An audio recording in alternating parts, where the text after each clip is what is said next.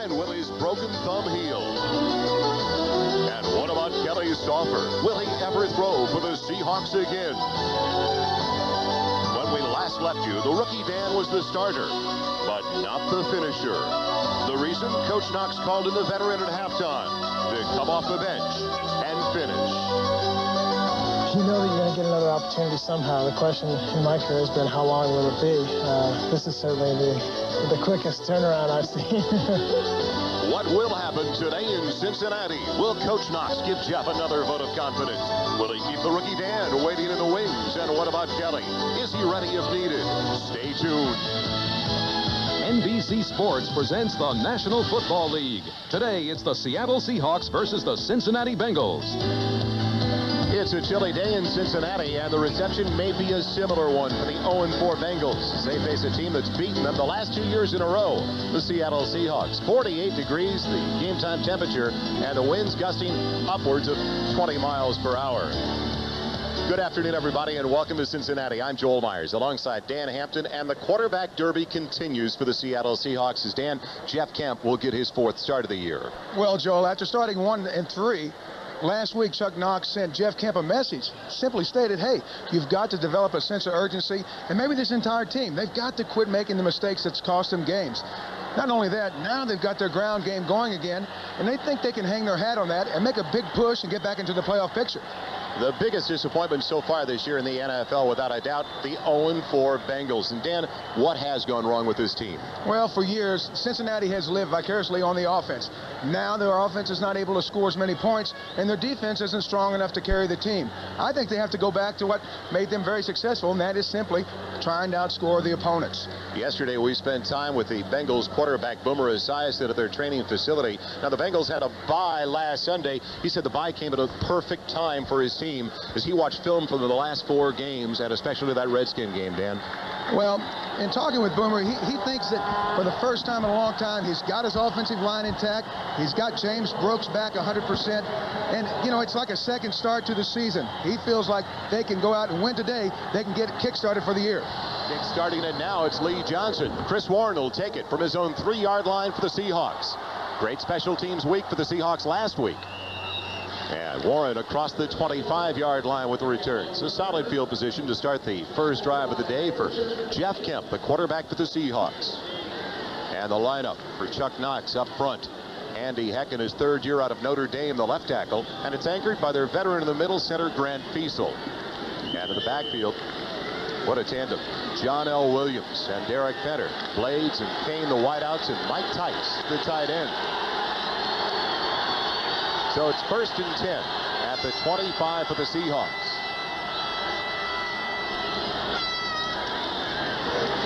John L. Williams for 3.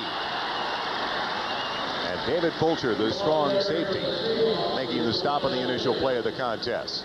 You'll see a lot of number 33 this afternoon, Fulcher.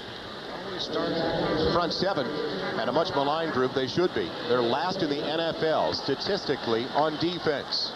Alonzo Mitz, the former 49er, and in the secondary, the best part of the secondary, David Fulcher, of course, the strong safety, and Ricky Dixon playing well at the free safety position. 2nd and 7 from the 28.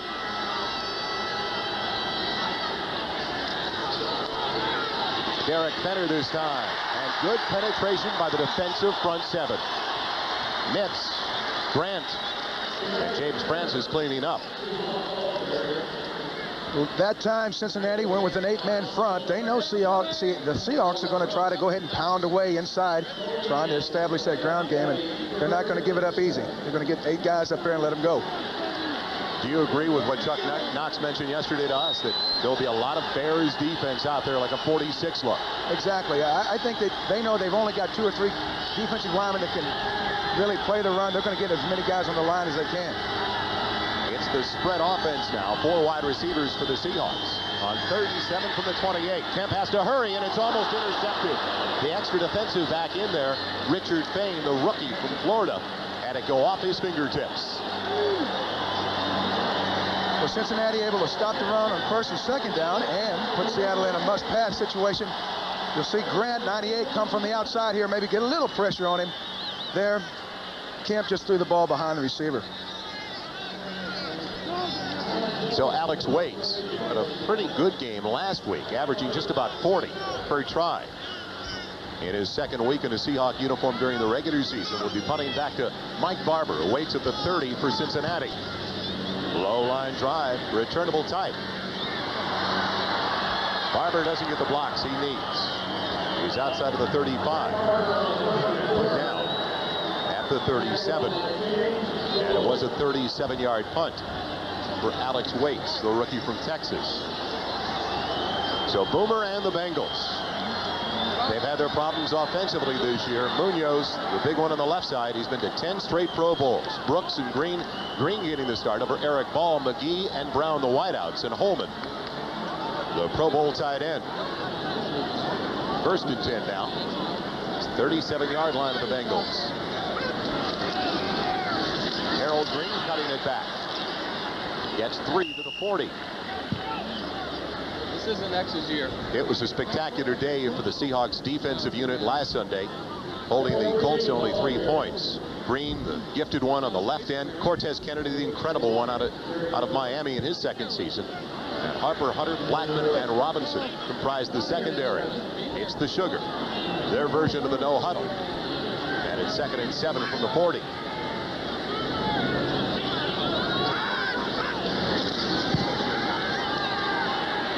Dump off for Harold Green. Well, they wanted to run with it and then start to put some moves on Robert Blackman, the strong safety. You have to take it with you first.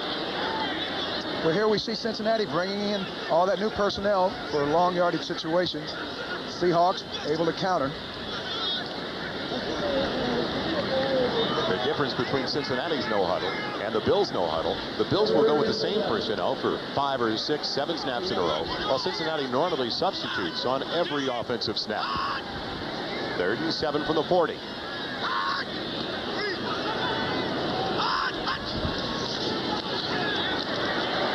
Wide open over the middle. It's Eddie Brown with a first down.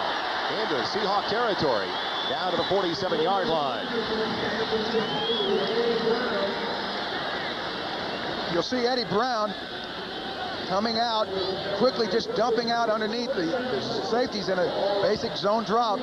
Esiason getting time, able to get the ball to him. Good pass protection there.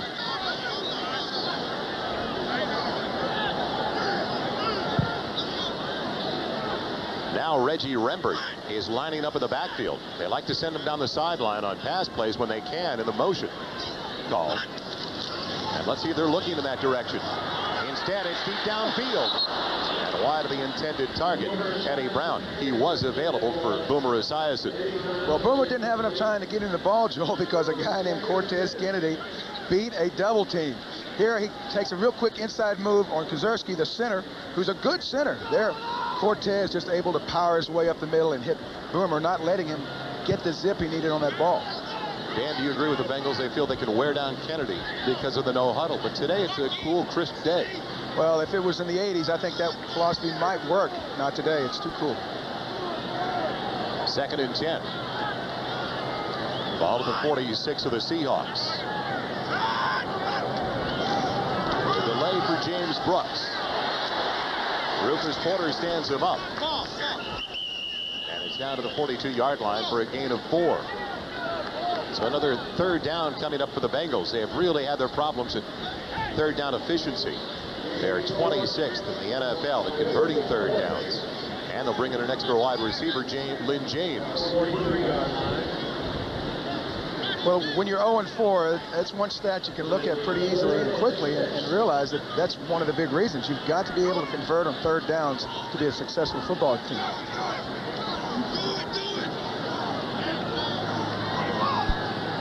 So it's 3rd and 6 at the 42 of Seattle. 12 minutes gone in the first 15 minutes of play with no score so far. Esiason with time for Holman. Just overshoots him a little bit. Just out of the reach of the tight end, and it was a real tough last game. And that was 2 weeks ago against the Redskins for the Pro Bowl tight end Ronde Holman. He dropped 3. And normally he never drops a ball, period, let alone 3 in a game. Well, that ball was a little long for Rodney. Here you'll see him stretch and not quite be able to get to it, but I think you'll see the Seahawks try on 3rd down to get up there and pressure in man-to-man situations. Boomer's going to take advantage of it and try to get these guys on go and fly patterns and see if they can outrun the cover guy. Chris Warren waiting for the punt from Lee Johnson. It's a beauty by Johnson. Warren stays away, and it takes a Seattle bounce, and it's picked up on the far side at the 24. Risky move. As one of the extra defensive backs picked it up, brought it back for a couple of yards, and the Seahawks have it when we return.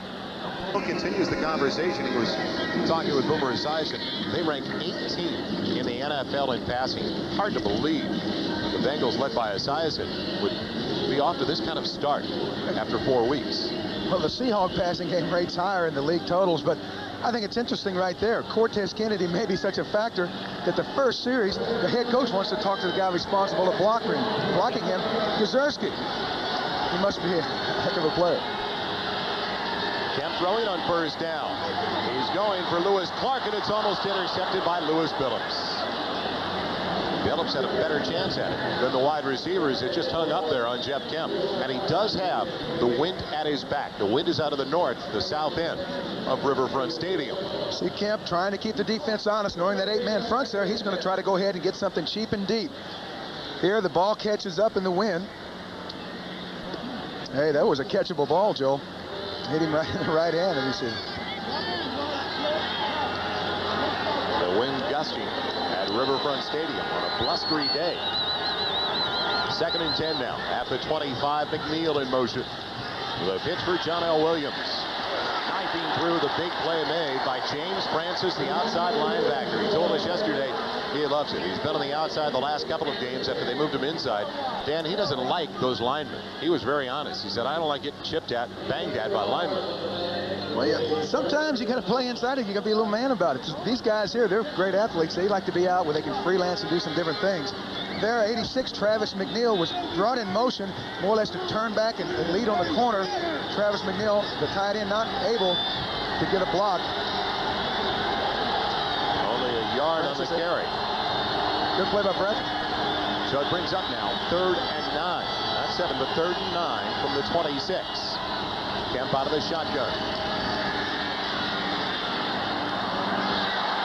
Will we see a flag? No. Lewis Clark thought Eric Thomas was coming over his back a little bit early, and he may have a legitimate argument. It's hard to say. It looks like Eric may have made a big play for the defense. Oh, whoa, he was there early. He got hit. I'm telling you, that is a little bit of a gift there for the Bengals. Some home cooking here in the jungle. Barber waiting back inside his own 35. The second punt, early going from Alex Waits. Pressure up the middle, and it's off the side of the foot of Waits. It takes a Seattle bounce, though, fortunately for the Seahawks. Then it's kicked up near the 49. Now, Barber on the lateral. Believe this or not. I don't know if Sam Weiss is going to be in love with that development. Well, Barber's trying to make something happen there. He made something bad happen. He lost about 11 yards in field position. Once it's off to Ricky Dixon. Well, if the cover team touches it, you can pick it up and try to make something else happen. Normally, they'll bring it back to the spot where it was touched. And they will.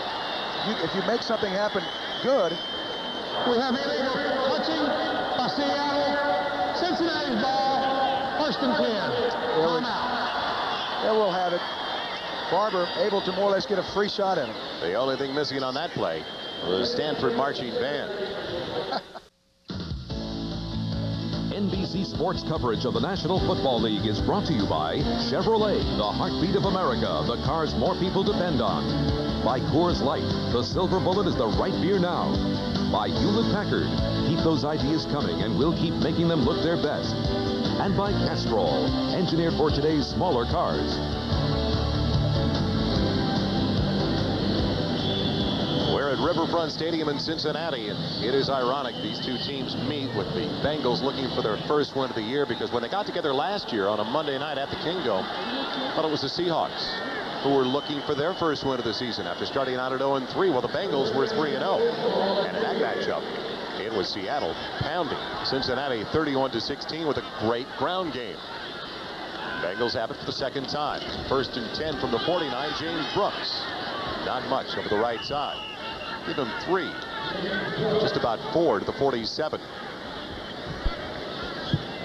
The all-purpose back.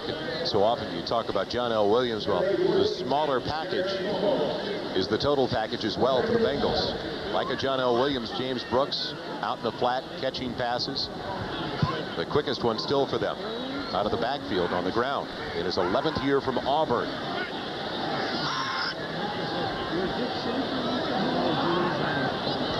2nd and 7.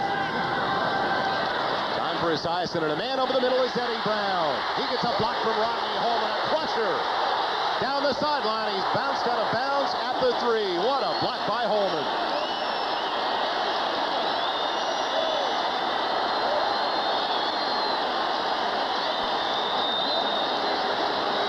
Something that Cincinnati has been missing, the big play. Here he had enough time to find Brown over the middle on a deep crossing pattern. Big block by, oh my goodness, it was a car wreck. Brown trying to do a little flying Melinda act down the sideline. The Seahawk that was blocked by Rodney Holman is still down. That's Patrick Hunter, the cornerback in his 6th year out of Nevada, Reno. Man. He tried to get back up. Man, it was like a fighter who got tagged with a good one. He went right back to the turf. Another look. Oh, look at this block here on Hunter. Woo. That is a mismatch of about 70 to 75 pounds between Holman and Hunter. Be right back to Cincinnati. After the pass play of 45 to Eddie Brown. The Bulls in the backfield. They go with 2 fullbacks now. Eric Ball and Craig Taylor with Holman in motion. Craig Taylor loses the ball, and it's picked up by the Bengals. Nesby Glasgow. Glasgow's got it at the 18-yard line. That is now the 4th time this year over the first 4+ games that the Bengals have committed a turnover inside the opponent's 5-yard line. Well, we talked about how the big play is something they've been lacking. Well, this is something they don't lack. Turnovers. You'll see 94 putting his helmet right on the ball.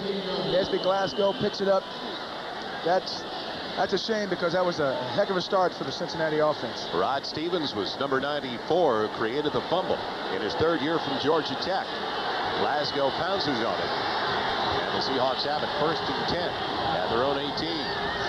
So what a break on the big play by the linebacker, and Derek Fenner slides through just a little seam for close to 5 to the 23, brought down by the inside backer Carl Zander.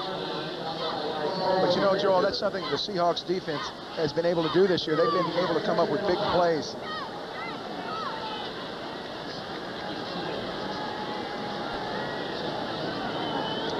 You know, that's not so much a fumble as a great play by the Seahawks defense. So it remains scoreless. 7 minutes and 50 seconds left in the first quarter. 2nd and 5, Derek Fenner hops over 1 tackle. Can't get over the next, though, and is down to the 25-yard line. Only 3 more for a first down. Put down by the first-round draft choice, the rookie from Colorado, Alfred Williams. Houston, an early lead over Denver as the Oilers try to bounce back from a disappointment. And Minnesota. Over Detroit. Those are the early scores on the 10-minute ticker. And New England also with a touchdown in the first quarter. Big 3rd down, 3rd and 3 at the 25. Will they have to punt from deep in their own territory? Yes, they will. It's in and out of the hands of Brian Blades, who's 2nd in the NFL in receiving yardage. He was shut out in last week's game. Only had a couple thrown his way, and Richard Fain applied the hit. Richard Fain really popped. That was a Blades. I tell you what, when you get around this guy, he's going to strike you. Fain getting an awful lot of time on the nickel package for the Bengals. So waits again to punt. A weak effort his last try. Barely traveled better than 20 yards. Barber again, back at the 35. Another high wobbler, not much distance though, but it does take a Seattle hop going out of bounds inside the 40-yard line at the Cincinnati 37. So once again, outstanding field position for the Bengals. Can they do anything with it though? They haven't been so far. It's not easy. Sideline, and they use sometimes 13 and 14 personnel in that huddle. Now right now we have counted it for Sam Weiss. They've got 12 over there, but the coaches on the opposite side defensively are trying to read that personnel to put together their matchup on the defensive side of the line. How difficult is it, Dan? Well, that's the whole thing. I mean, it's all matchups in this game, and here you'll see two tight ends. 84 over here hidden by James Brooks is a guy that's not normally in the ballgame. Now they're going to go two tight ends. They bring a receiver out. So now they need to go with a run stop kind of personnel on defense. And there's the defensive coordinator, Tom Catlin, for the Seahawks, trying to figure out those matchups. They had 12. Jim Riggs was the extra tight end who stayed on the sideline. The other 11 departed. Caddis in motion. Taylor, or Naked Brooks rather, going back the other way. And doesn't go anywhere. Jacob Green doing a good job getting underneath that hook block, running around and still showing some fine upfield quicks. Running a quick back like Brooks down. You'll see Jacob out here on the right of your picture, number 79, basically just slip underneath the block. Talk about a mismatch, Dan. Harold Green trying to block Jacob Green. Not a good plan. Esiason going deep for Eddie Brown, and it's batted away. Blackman was back there. Robert Blackman, the strong safety, timing it perfectly. He's in his second year from Baylor, celebrating the Bears' victory yesterday with the Houston Cougars with a big play. Harold Boomer looks like he wanted to try to go to a little quick out. Decided, hey, let's go for the big ball on a single covered receiver. Brown not able to get the ball once it was batted away, but you're going to see Boomer trying to go deep when he gets single coverage. No score, 6:21 left in the first 15 minutes of play. Three wide receivers. Lynn James has come into the contest. And 3rd and 10 for Boomer and the Bengals.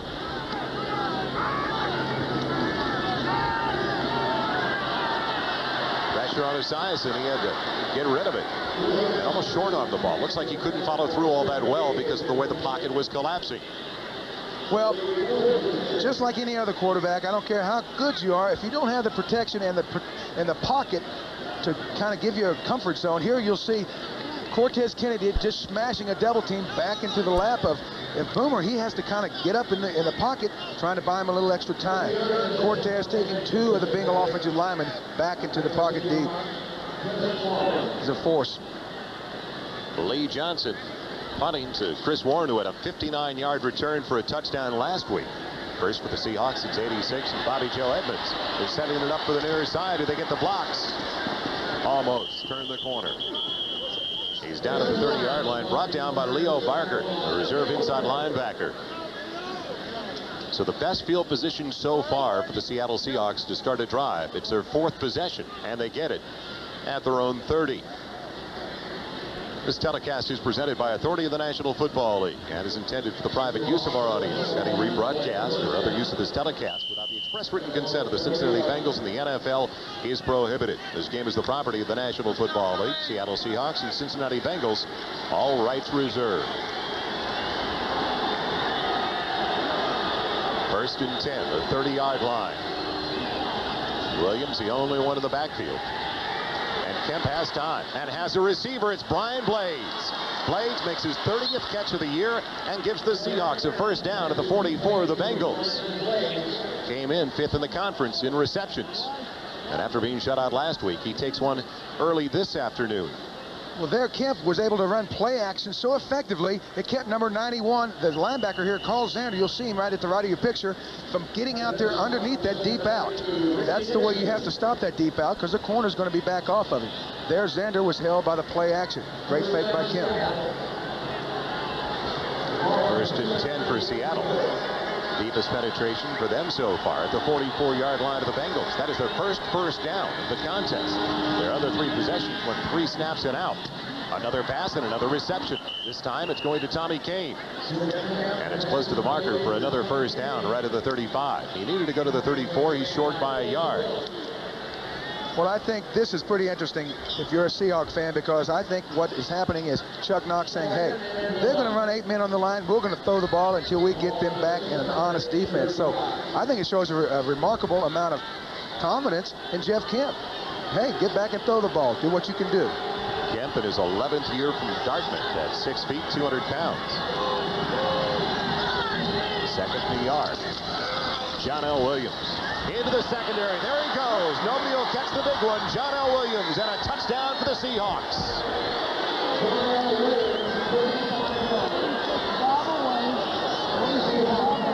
35 yards on the touchdown run by the former Florida Gator. Well, that was just a base dive play on a short yardage thing, and a lot of times you'll see linebackers sail out. Number 91, Xander, on Millard, the right guard, more or less tries to stuff it up in there. Big John makes a quick cut back inside the nose area. Tim Crumright could have fell back, but that's just great execution by the Seahawk line. John Casey, the rookie from Georgia, 11 of 11 so far this season in extra point tries. And it's through the uprights, even if it was a bit of a hook. Well, 3 plays and the Seahawks are on the board with a touchdown. I think that kind of shocked the Bengals. They didn't think that they were that type of a big play offense. Longest run of the year for John L. Williams produces an early touchdown. The Seattle Seahawks coming up next on most of these NBC stations. Game 2 of our doubleheader.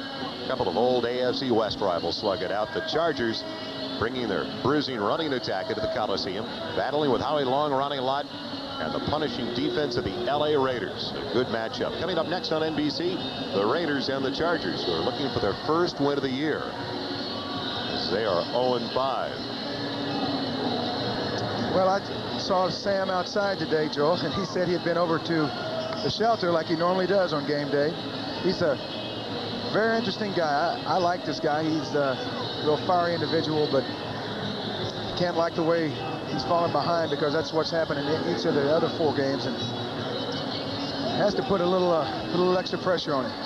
And extra pressure on the offense, because the defense has done nothing to help this team in the early going this year. 0-4 coming in.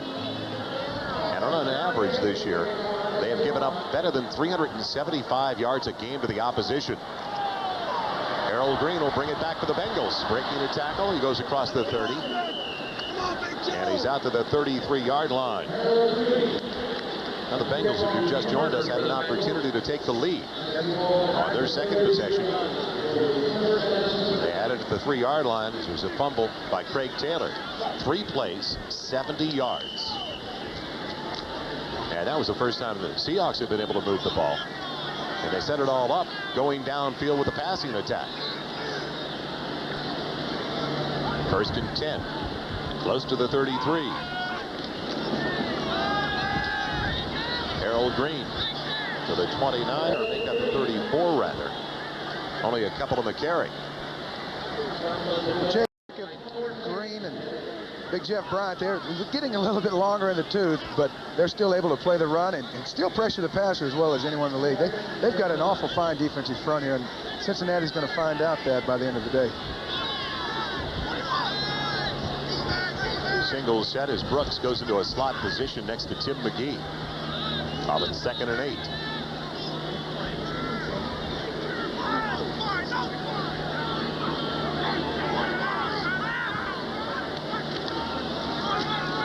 Harold Green breaking tackles, and he's stopped.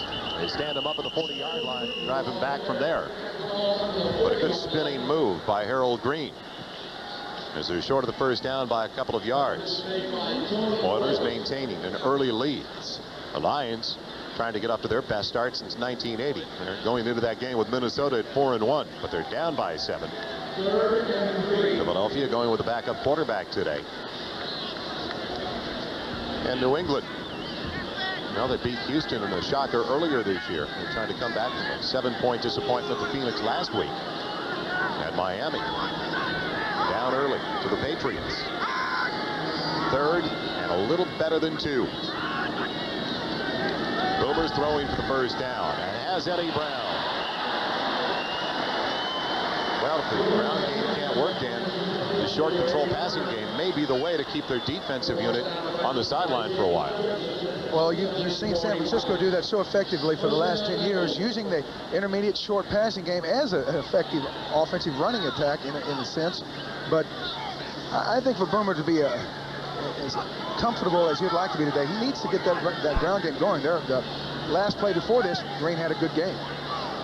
It's at the 45, and it's 1st and 10. Brooks the only one to the backfield. He gets the call. Good hold up the middle for James Brooks. Slides for 7. Close to 8. Near the 47 of Seattle. Brooks, a very, very tough inside runner for his size. You'll see big block by Munoz, 78. Getting Rufus Porter shielded there at the last second, allowing Brooks to pop up inside there for some good yardage.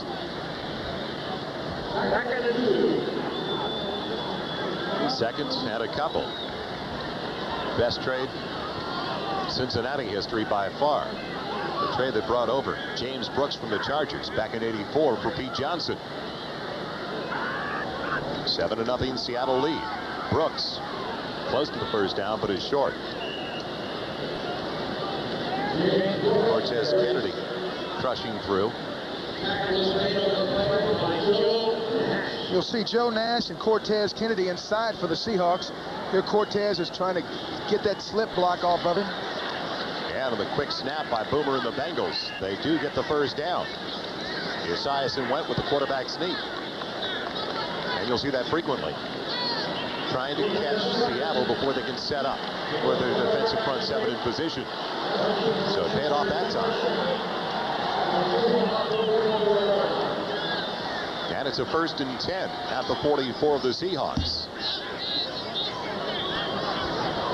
Minute 15 left in the first quarter. The clock is moving.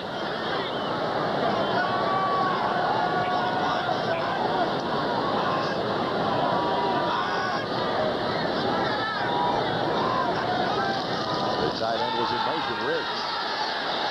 Esiason has Brooks wide open inside the 20. And he's knocked out of bounds right around the 5-yard line. Good play action by Boomer in the backfield. If there's something that Boomer does better than anyone else in the league, it may be that play action. It could be because he's left-handed. It gives the defense a different kind of look than the normally seeing. But there, Cincinnati brought in 2 tight ends where you think, hey, they're going to pound the ball. Then Boomer runs that great play action. Brooks able to slip out of the backfield on a linebacker. Here you'll see Harper trying to chase him. That's a mismatch. Brooks is so effective at getting deep and slipping by these guys. So it's 1st and goal once again for the Bengals, this time at the 4-yard line. Last time they had it 1st and goal at the 3 and they fumbled the ball away. Boomer to Eric Ball. He lunges to the 2. He's throttled right there. How tough is it when you're going up against a quarterback like Boomer Esiason when he sells that run so well for the defensive lineman, Dan? Well, not only the defensive linemen get full, but the linebackers and the safeties. Those other guys that are involved in the run support. Well, they get it off in time. Last play of the first quarter. Touchdown, Cincinnati. Eric Ball to the reception. And now, did he get it off in time?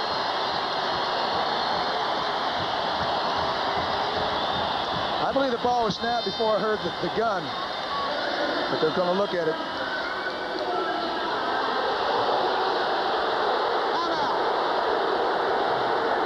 Well, you can tell by the reaction of the announcement by referee Tom Dooley that they did not get the playoff in time.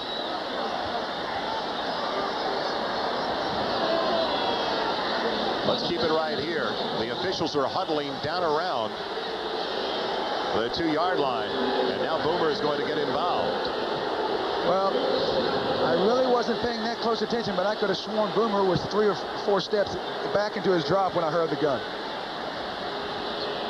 I think Boomer, I think he heard it on the way back too. We'll sort things out when we come back to Cincinnati, but it is not a touchdown for the Bengals. They're still trailing by 7.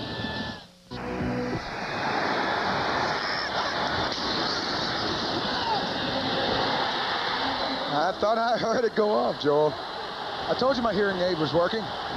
That's about 2 steps back. You hear the gun. Yeah. So now it's 2nd and goal. Isaias into the play back, has a tackle-eligible play, and he can't hang on. It was Anthony Munoz setting up. That gives new meaning to the phrase wideout. Big Munoz, great athlete. So now it's going to be 3rd and goal for the snake-bitten Cincinnati Bengals.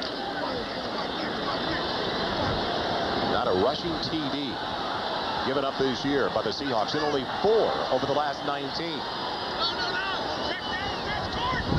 They may hold here on 3rd and goal from the 2.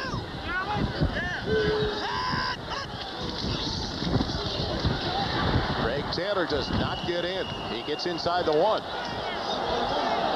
Now a decision. Here's Sam Weiss, the head coach of the Bengals. 4th, just inches away from the goal line. Kennedy and Como stopping the attempt of Craig Taylor. And they are going to go for it, I believe. Yes. Jim Breach staying on the sideline. You know, this is a shame because here, if they don't make it, virtually was robbed of a touchdown by a call that I made it from the booth here, Joel. That's a shame. We'll see what happens. Ball stays in the backfield with Taylor. Munoz tackle eligible play once again. It's ball this time, and he's in. Touchdown, Bengals. Doesn't matter now.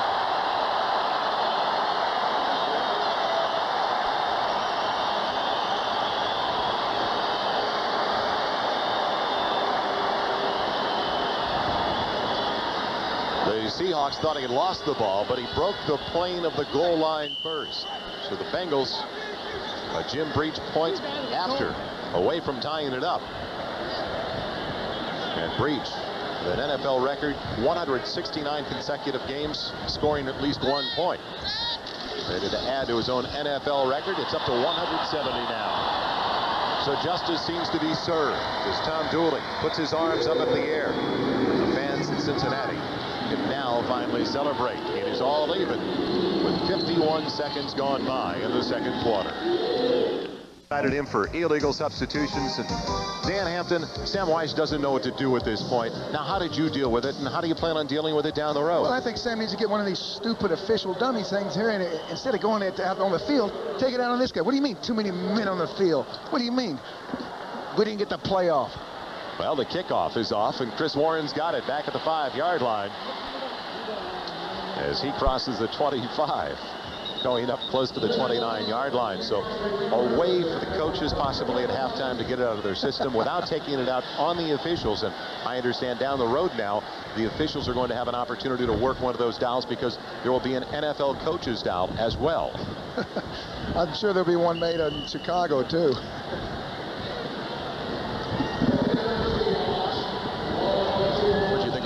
Ditka's comments that were on the pregame show today, as you see an 11-play, 67-yard drive, that the New York Jets are better than the Buffalo Bills. I think he says that they've got a lot better defense. Seahawks have it 1st and 10. Their own 29. Pressure on Kemp. This is what he adds to this unit. He can scramble much, much better and more efficiently than the rookie Dan McGuire, and he scrambles for 1st down out to the 44-yard line. Let's go to New York now with Bob Costas and an update from NFL Live. Joel, first Houston scores on a blocked punt. Then at the Astrodome, John Elway picked off for only the 2nd time all year. Chris Dishman makes the interception. Elway prevents the touchdown with a shoestring tackle, but moments later, Alan Pinkett goes in from the 1. And the Oilers are flying 14-0 early in the 2nd. Joel? Thank you, Bob. So a great start for the Denver Broncos this season, but not so far this afternoon. At the Dome in Houston, it is all even here at Cincinnati, and it's 1st and 10 at the 44 for the Seahawks. The wind is whipping. John L. Williams going absolutely nowhere. 45, and that is it, a gain of a yard. An opportunity to check the Fram 10-minute ticker. Just heard about that score and that highlight that Bob Costas showed us all.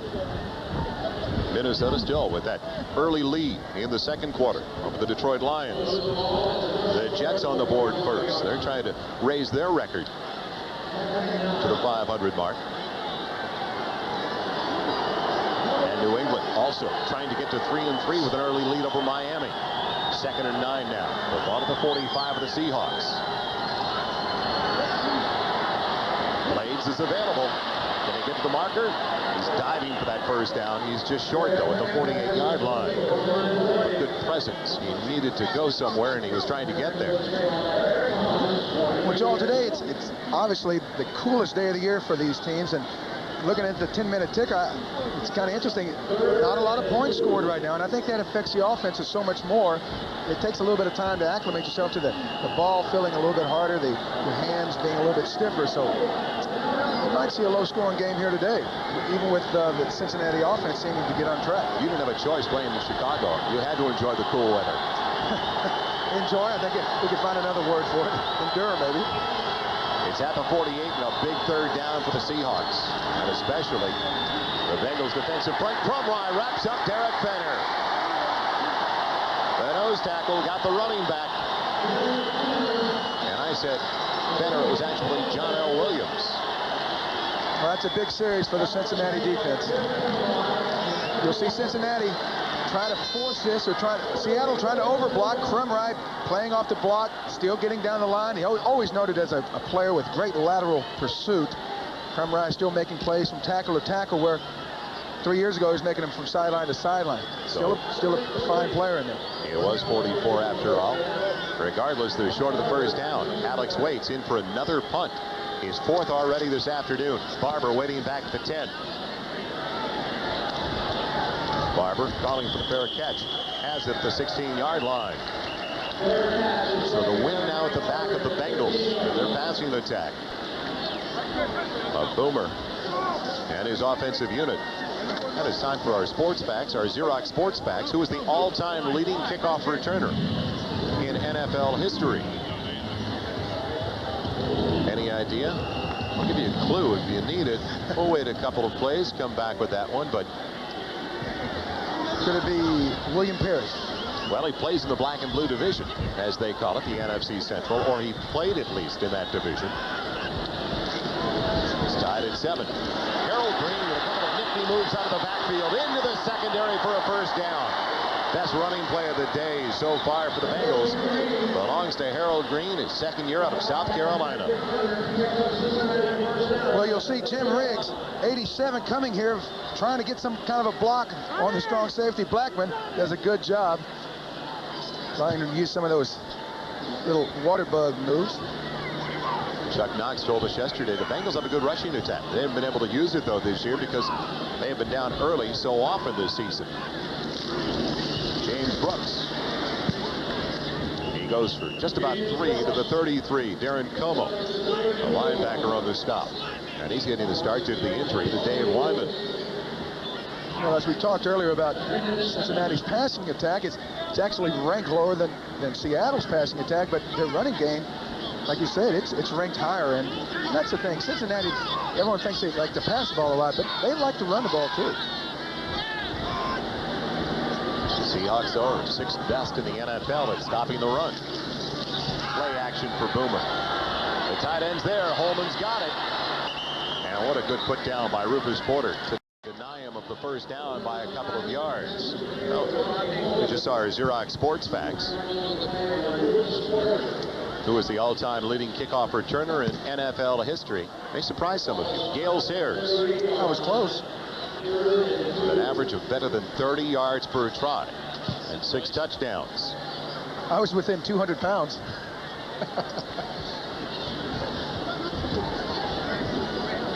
Lynn James comes in.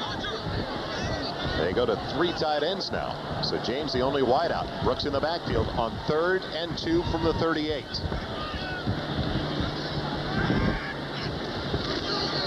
It is Brooks. And he's following the tight end who's in motion. As Riggs was leading the way over to the left side. He turned inside of Riggs for the first down to the 44. Brooks did a good job skating outside.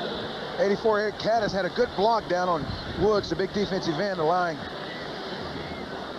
You'll see here he goes ahead and skates back outside. A play designed to go back out there. Brooks able to go ahead and more or less outrun the interior pursuit. It's tied at 7. Under 9 minutes left in the first half. And a first down for the Bengals at the 44. up for Riggs, the tight end. Patrick Hunter rips him down after almost no gain on the reception. Well, Boomer is very effective on that play action in the quick little boot, but if you do it too much, I don't care. You could have just, you know, dock workers over there. They're going to recognize it sooner or later, and I think that's a play that's more effective if you more or less use it once in a while. That was Harper on the hit, the cornerback. Chuck Knox did not like this spot over on the sideline. They gave him a yard in the reception, and it brings up a 2nd and 9.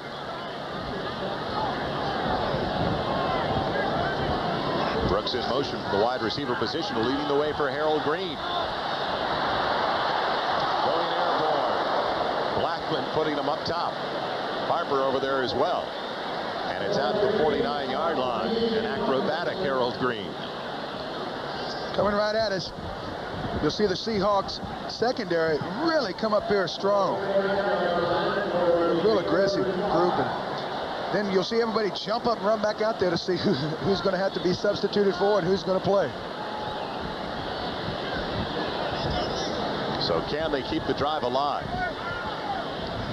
3rd and 5. 4 wide receivers in there as Rembert and Barber enter the contest.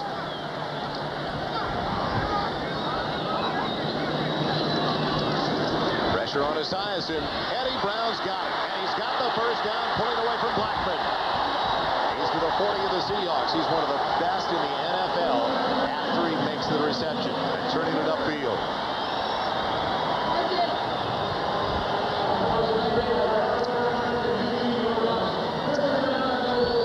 Esiason gets some protection, but you'll see Rufus Porter get clipped by the big left tackle Munoz there. Ooh, could be some bad blood before long. Munoz, one of the finest to ever play the game over there. But Brown able to go ahead and niftily get that first down. He's really good at that, like you say, Joel. Just a big play type of guy that Cincinnati's counted on for years. Boomer on the delay to Harold Green. Seahawks stay at home, although still a leg drive of Green takes him almost 5 yards.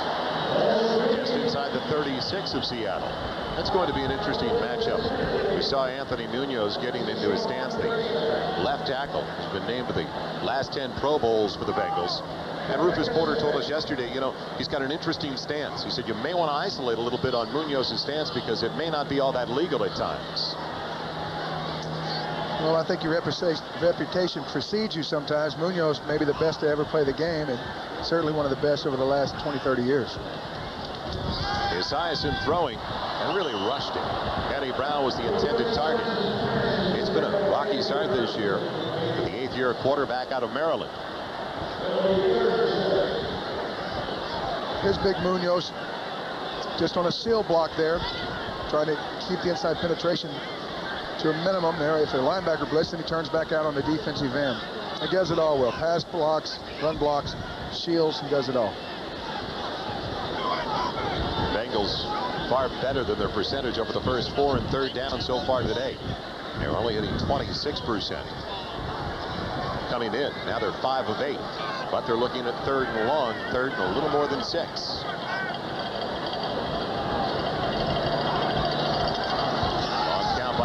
Glasgow picked up as he came across the middle, and Bowman drops the pass. Well, he dropped 3 last week. Some question marks surrounding the tight end. He's in his 10th year from Tulane, and that would have been a first down. But Rodney's been a Pro Bowl type of player for a lot of years, and he just seems to be plagued with a case of the drops. And sometimes you have a receiver go through a stage like that. It's maybe trying to make something happen. He's an older guy, maybe feels like there's a lot of pressure on certain older guys on the offense to make the big play, and maybe just getting a little bit of antsy before he catches it. Lee Johnson getting ready for his 3rd punt.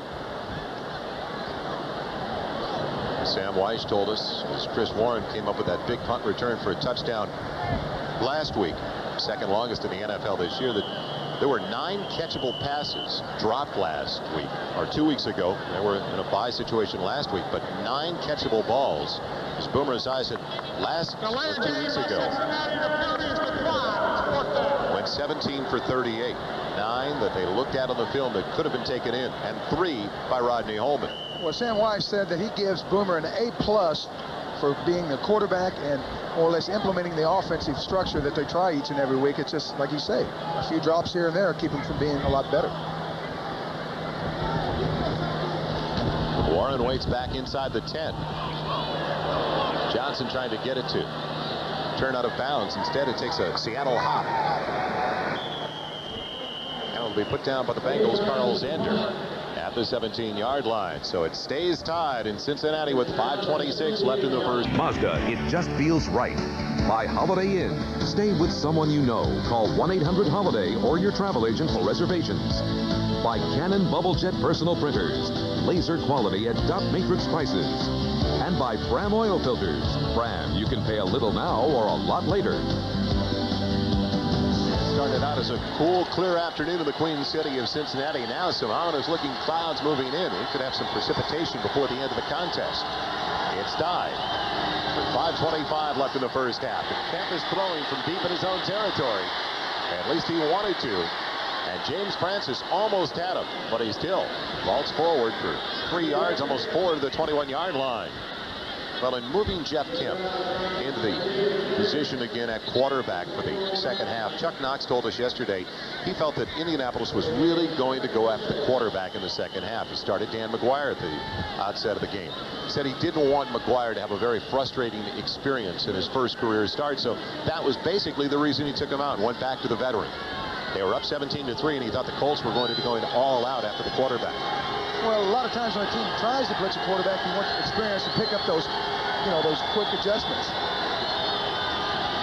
2nd and 6 near the 21. Kemp stumbling his way back into the pocket. Has Tommy Kane wide open. Eric Thomas over there, along with the linebacker Carl Zander. But not before they move the chains to the far side for another first down.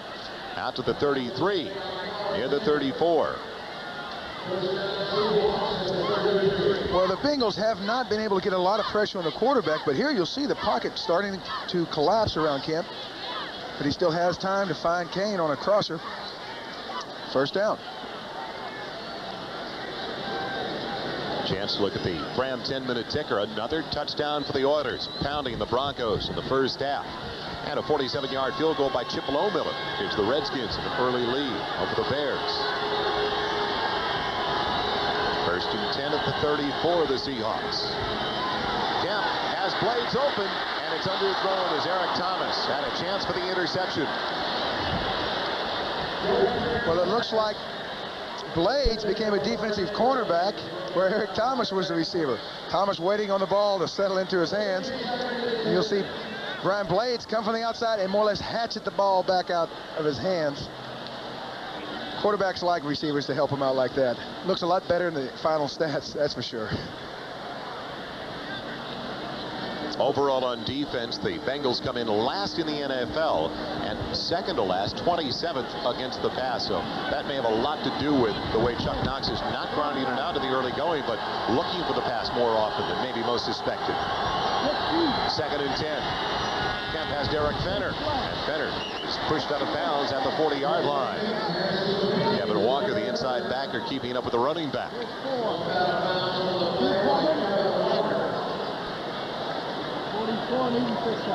Don't forget the Domino's Pizza NFL Live halftime report. Coming up with Bob Costas, Bill Parcells, and O.J. Simpson. There's 3 minutes and 48 seconds left in the first half at Riverfront Stadium. Joel Meyers and Dan Hampton. And the Seahawks trying to convert on their first third down of the first half. 0-4 in that department. This is third, a little more than 3. Kemp will be able to run for it. No, David Grant's got him. Kemp thought he could sneak through the trees. Well, credit that to the Bengals secondary. They covered everyone up. Kemp could not find anyone to go to. Grant finally gets him down. Alfred Williams, the big right end, turning the corner, gets drove by. But Grant, more or less being the policeman, pulls him over for a ticket.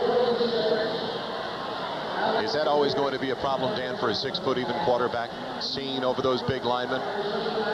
I think it is a consideration, and that's one reason that, they wanted to go with maybe McGuire last week, see if they could get a little bit better vision out of the pocket. Alex Waits, a short one, a very high one. Rembert finding it the ball. Did he touch it?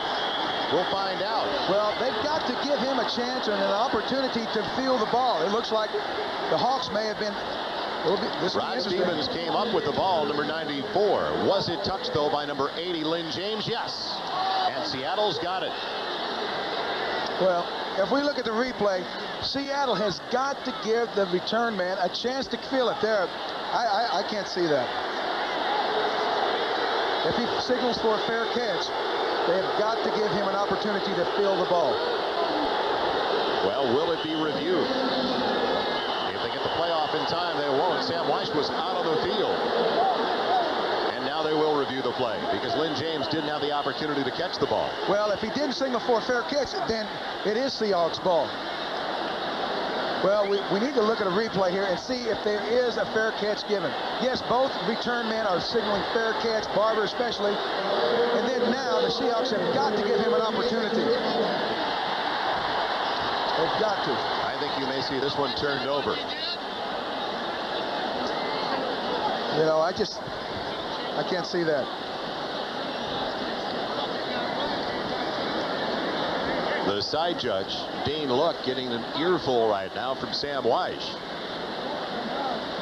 Well, I don't know if Sam went off about that call on the goal line and the clock. This is a lot bigger call to me because this is an easy call.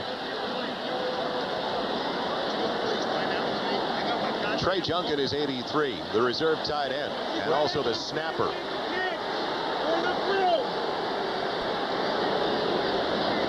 Tom Dooley waiting for the word from the replay official, and that's Tom Kelleher.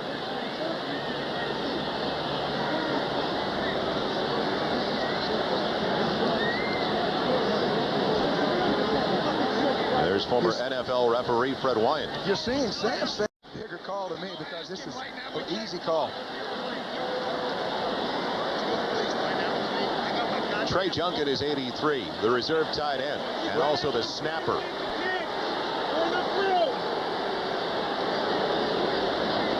Tom Dooley waiting for the word from the replay official, and that's Tom Kelleher.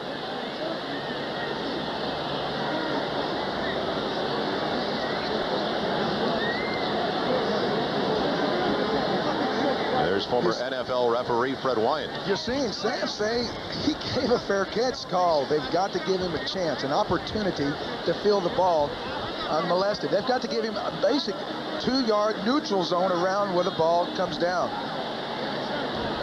Now, Junkin's just trying to cover, doing his job. It's not his fault. It's just... After further review, the play will stand as called at Seattle. That ranks. Hey, somebody needs to run this doll down to the sidelines right now, Joel. Oh, burn it. Oh. So, for the first time, the Seahawks start with the ball in Cincinnati territory at the Bengals 33. It'll be Derek Fenner. He won't get out of the backfield. Crumry and Alonzo Mitz there. And it was Alonzo Mitz. Joel, how could they rule that there is not an overturned call here? You'll see Junkin, the ball actually hits him before he had... No way. No way. That's a damn shame. You know, the officials are supposed to let the players decide it. Still close to 10.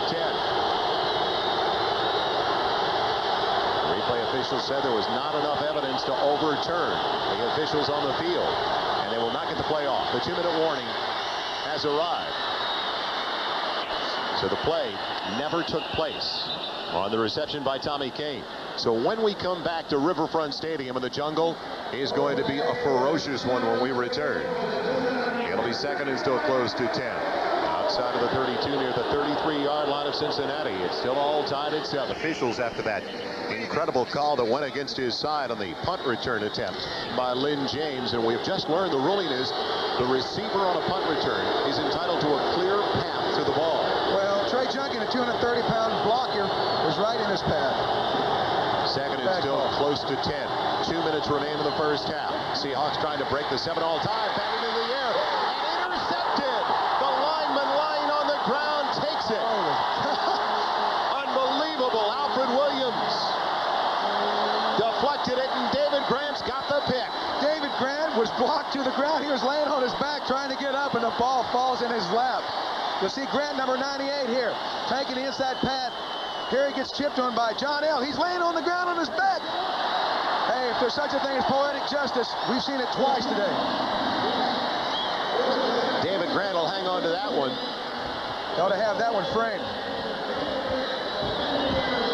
Well, it goes back to the point where he's just talking about, though, a quarterback that's only 6 feet even has to have difficulty getting it over 6'4", 6'5" linemen. We used to talk about get your hands up, collapse that pocket and get those hands up, create an obstacle for him to throw through. They're going to review the play now. I'm vacating the premises if they try to overturn this one.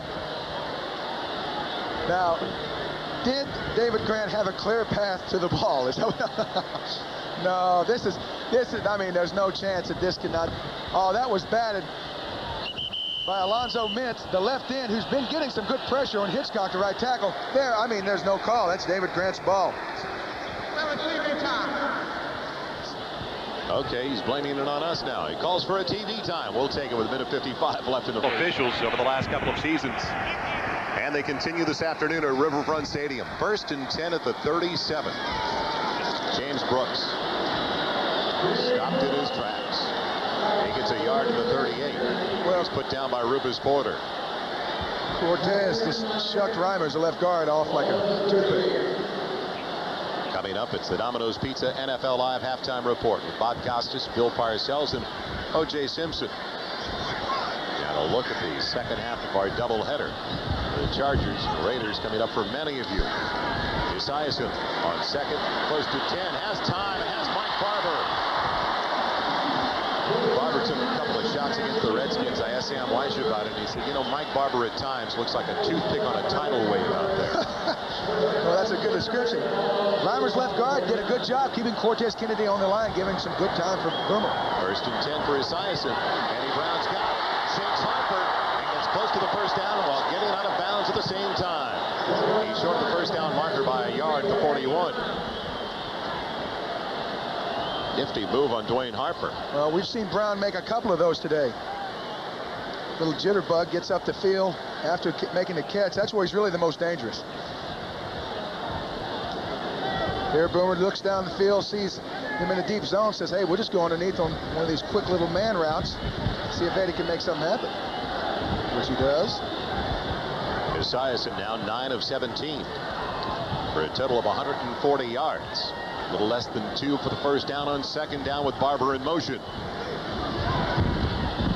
And it's almost intercepted and dropped by Harper.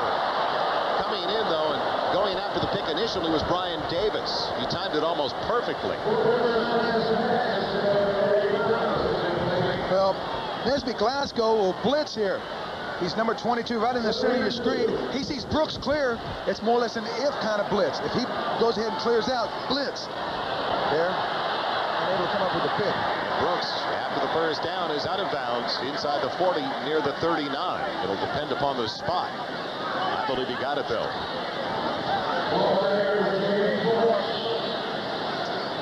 It should be enough for the first down, and it is. They move the chains to the far side. 50 seconds left in the first half, and a full complement of 3 timeouts remaining for the Bengals, trying to break up the 7-all tie. Well, that's something I think Tom Catlin really wants to get is pressure on Esiason. There, Glasgow has got the call. If the guy you're covering tries to go to the flat, you go ahead and blitz and make something happen right now. Don't wait. 1st and 10 from the 39. Design roll by Esiason. And underthrows as it's intercepted by Eugene Robinson. We've seen a couple that have been underthrown and almost intercepted. This one finally picked off by the Seahawks. Second straight week. The young man from Colgate in his 7th season, Eugene Robinson, has come up with a pick.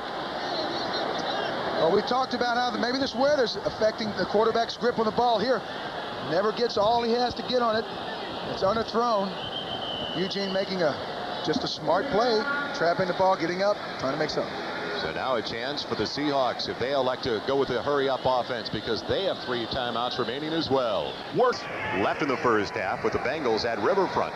The 3 losses this year for the Seattle Seahawks have come by a total of 16 points. Now the decision for Chuck Knox. Is he satisfied with a halftime tie, or with 3 timeouts, will he try to get some points? Well, they're in the spread. Camp runs out of time and scrambles ahead across the 25, picking up a couple of yards. Pulled down by Natu Tua Tagovailoa. Well, Tua Tagovailoa almost stripped the ball away. That's a pretty risky call there. Chuck Knox going with that spread offense, trying to go ahead and force the ball deep, make something happen here within this last 40-50 seconds. Better pressure, I think, than we expected on the quarterback from the Cincinnati Bengals, because that has been one of their big problems over the first 4 games. Tua Tagovailoa getting in there, but they don't have that many quarterback sacks to begin with, and a chance to look at the cram 10-minute ticker. But that was a concern for Sam Weish coming in. Were they going to get enough defensive penetration on that big offensive line of the Seattle Seahawks? I just think that not only have they played pretty well against the run, but the Bengals' defensive front is pressuring the passer better than they have at any time this season. So now it's 2nd and 8, the ball at the 25. They once again go with 2 wideouts to each side. John L. Williams, the only one behind Kemp. And it's Williams bouncing outside. He waits for Francis to slide through and picks up the first down. Vulture finally got him in the secondary, and it looks like maybe James Francis hurt himself a little bit trying to stop so quickly. Timeout number 2. Second timeout used by the Seattle Seahawks. Nifty move downfield by John L. Williams to cut back in. If he goes outside, though, of course, he can save a timeout. Well, that's the thing. Those smart players, they know where the out of bounds is, and defensive guys try to keep the offensive guys in, and the offensive guys try to get out, try to stop that clock. That's something that, once you go to training camp, that's really the time you really talk about things like that, and the smart players retain that for the entire season. There, John L. able to get the first down and get the clock stopped. 24 seconds left, 1 timeout remaining. At a first down, close to the 38-yard line. They'll stay in the spread.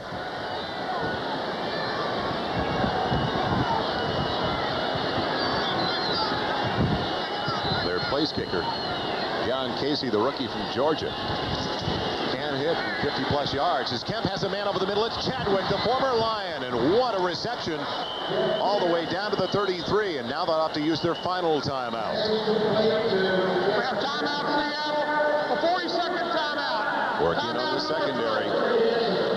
Second worst against the pass in the NFL. The secondary of the Bengals. Well, you'll see the Seahawks in a spread offense, something they used last year when they tried to run and shoot. Here, Chadwick more or less just lined up and ran by Ricky Dixon on a deep crossing pattern. Kemp getting enough time, took an extra deep drop. It's a 7-yard drop that time, getting the ball deep across the middle, showing pretty good arms. So the Seahawks are out of timeouts with 15 seconds left in the first half. The NFL Live crew, the Domino Pizza halftime report coming up after the final 15 seconds at Riverfront Stadium. Now, Dan, I would suspect you've got to look for the square out, the quick out, because you're out of timeouts. Well, you don't want to risk anything over the middle. Well, that's the thing. You look deep in the end zone. If you got somebody in the end zone, you go there. Second pick would be something, 8, 10, 12-yard square out, and then you bring on the kickers. Kemp will operate out of the shotgun.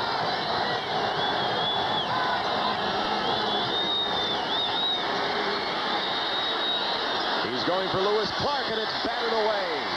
Richard Fain, the rookie from Florida, their 6th-round draft choice, making sure that the wide receiver did not come down with it. Well, Fain's made a couple of big plays on balls thrown deep. Good thing about that is they didn't take enough time off to really hinder him too much. They have one more shot at it. And they've already brought in the place kicker, John Casey, so they will not go for the quick square out. Kemp will stay in there as the holder. The snapper is Trey Junkin.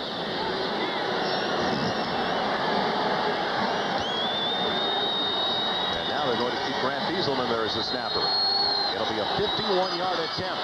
Flags into the air. He pushes it well wide. What is the penalty flag all about, though, with 4 seconds left? The Bengals offside, possibly. Were they lunging a little bit?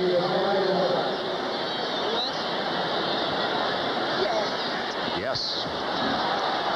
Well, Kasey says, hooray. He gets another shot.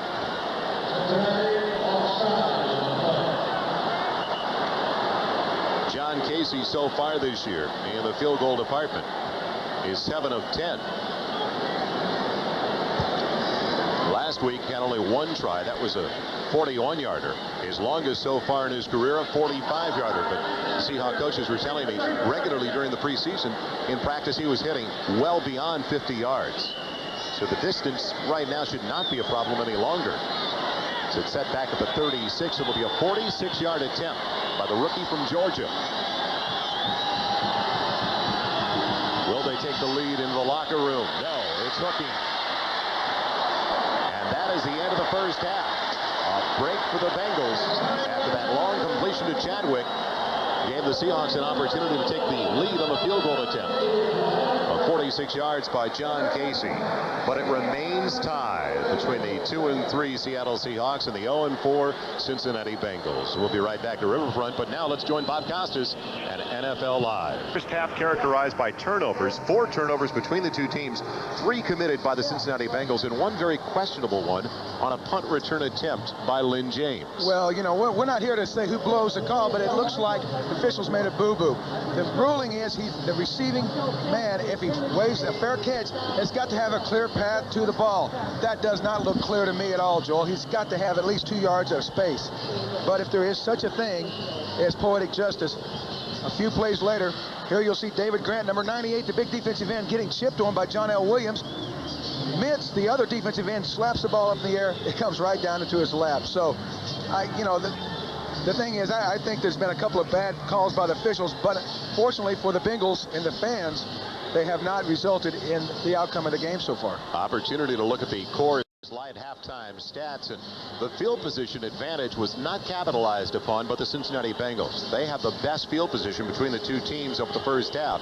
They did have 203 yards of total offense with 140 coming through the air, but any time they got close to midfield or a little bit into Seattle territory, they self-destructed. 3 turnovers committed and 2 fumbles and 1 interception of Boomer Esiason.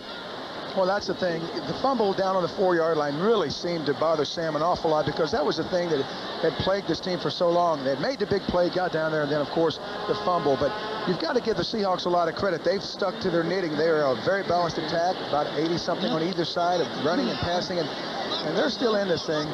Both teams, it's a new ball game here, and so far, I just think that more than anything else, the team that comes out and says, hey, we're going to go for it and go for the jugular early will control the game. Did you feel, and Chuck Knox maybe went over this with his team, you're on the road, you're tied at halftime. It's got to be a boost for the road team that they're still even. And off to the opening kickoff, it'll be Harold Green taking it from the 8, taking himself right out of the play. Now, he tripped over where actually the home plate, or the third base area is here at Riverfront Stadium. It looks like he may have caught a seam. Well, the third baseman tackled him on that play because it was right over the bag. That's a shame. You know, I always hated playing on these AstroTurf fields, and especially if it was a baseball-football combination. There you'll see him just basically tripping on that unlevel surface. Now, you're talking about world-class athletes playing on low-class surfaces. It's not a good deal. 1st and 10 for Boomer and the Bengals, their own 22-yard line. Harold Green, the only one in the backfield. They go with a 3 tight end set, and Green's going nowhere. The lineman really played off the block. That was Jacob Green. He just swatted away the offensive lineman. Well, Joe Walter trying to get a hook block on Jacob. Jacob getting upfield and more or less stopping the play before it even stopped. Jacob still got that power and the speed to get upfield. You can see the Bengals starting with the ball in desirable field position. Their own 37 midfield, their own 38, 33. They did not take advantage of the situation. 2nd and 11. The ball at the 21. The receiver is there, and Tim McGee was overthrown by Boomer Esiason. Well, Boomer opting for the double coverage. Instead, if he had looked right, you would have saw Eddie Brown in single. So that's the thing. I think Boomer trying to make something happen. Sometimes you scan a little bit too quickly, making your mind up. Jeff Kemp told us yesterday he didn't want to force things, put too much pressure on himself. Right now, Boomer Esiason at times has been forcing things. He's got only 4 TDs now and 6 interceptions over the first 4.5 games. Very yeah, not what you expect. No, not very un-Boomer-esque. 3rd and 11. Pocket collapsing, and Esiason's on his way down. Glasgow cleans up. But it was the strength up the middle that got to Esiason. Was it Cortez? I thought it was Kennedy. Well, what they did, Joe Nash was in at left tackle. They ran a stunt. Number 72, Nash, taking an inside turn. Then you see Cortez Kennedy coming around. James Brooks trying to block Cortez Kennedy is not a good matchup. Nesby Glasgow, who is basically a safety valve kind of guy, comes in for the kill shot. And now this could set the tempo for the entire second half, especially as far as field position is concerned. Barring a turnover, the Seahawks should get it back in Bengal territory. Lee Johnson punting from his own goal line. And it's a low wobbler. Chris Warren on the run takes it at the 39. And he's put down inside the 36-yard line of Cincinnati. So you got to think that sack was a huge play, because now the Seahawks are way down deep into the Bengals territory. So big play by Cortez and the boys. 2 more possessions for Seattle than Cincinnati because of the turnovers in the first 30 minutes of play. But they did not have the desirable field position that the Bengals enjoyed. And then when they finally got it, as you can see, the second to last possession, the Cincinnati 33, it was the deflection of the interception by David Grant. Now they've got it in their first series of the second half inside the 36 of the Bengals.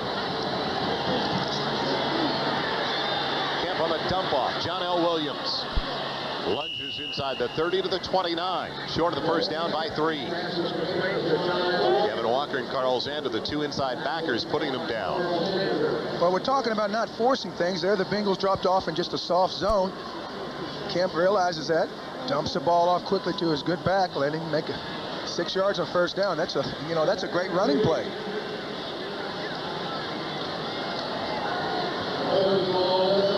It's a lot easier to go up to the line on 2nd and 4 rather than 2nd and 10. 2nd and 3 at the 29. John L. Williams stopped short of first down. And now the linesman comes in and may have given it to him, putting him down inside the 26. He may have enough. We check the Hertz 10-minute ticker while they figure out whether J.L. Williams got that first down for Seattle. What a first half for the Houston Oilers. Minnesota still leading Detroit, while Washington up on top by 10. And finally a score in the 3rd quarter as the Jets had a 14-0 lead over the Browns at halftime. And Dallas trying to raise their record to 4-2 with a halftime lead over the Green Bay Packers. Did they get it? No, just inches. Well, even though Seattle's game plan was to keep Boomer and the offense off the field the first half, and they didn't really get that done because Cincinnati had 6 minutes longer in possession time. But I think you'll see in the second half that they're going to really be content to go ahead and pound away at that Cincinnati front, ranked last in the league in defense. So. And now an extra defensive lineman has come in, so 4 up front. As Tua Tagovailoa is in there on the defensive front for the Bengals on 3rd and inches. Banner, he's got more than enough for the first down. He glides down to the 23. A nice compliment in the backfield with a real bull like John L. Williams, and then pretty much a straight up and down runner, Dan, and Derek Fenner. Well, Fenner's a fine football player, and especially when he plays low. They always talk about Fenner having, a tendency to play high at 6'3", but give credit for that first down surge to Bill Hitchcock and Brian Millard, the right tackle and right guard on that right side. They just created a huge gap in that Cincinnati front. That's the first 3rd down conversion for the Seahawks today. They are now 1 of 6. 1st and 10 at the 23. Kemp looking for Kane. It's complete. Did he ever pay for that reception inside the 5? Pass is complete to Tommy Kane. Ricky Dixon was part of the sandwich along with Lewis Phillips. That that hurt from here. Well, that's the thing, as a safety, you don't like to see a receiver run an in of any type, a quick in, a deep slant, anything coming into your territory. And your job is to be the enforcer, the policeman. Here, Dixon unloads on Kane, but it was a good shot, but unfortunately, it got him stung a little bit too. Man. That's some serious plastic on plastic. Unfortunately, some large bodies under the plastic, too. We'll be right back. Hopefully, everyone is okay on the turf at Riverfront. NBC Sports coverage of the National Football League is brought to you by Acura Automobiles. Experience precision-crafted performance. By John Nuveen and Company. Quality tax-free investment since 1898. By First Brands Corporation, makers of Prestone Advanced Formula Antifreeze. And by Hertz. We never forget who made us #1. We're Hertz. We're America's wheels. Welcome back to Riverfront. Joel Meyers, Dan Hampton in a major league collision, Dan. Well, it's head-to-head, and that's always tough on something, and I'm glad to see both of them get up and walk. First and goal. Down to the 4. Benner. Wrapped up by Grant.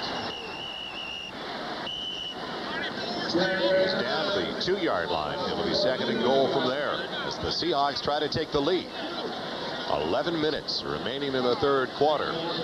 Ricky Dixon has been replaced now by Barney Bussey at the safety spot. Bussey just off the injured reserve, active for the first time. Well, Dixon's a big hitter.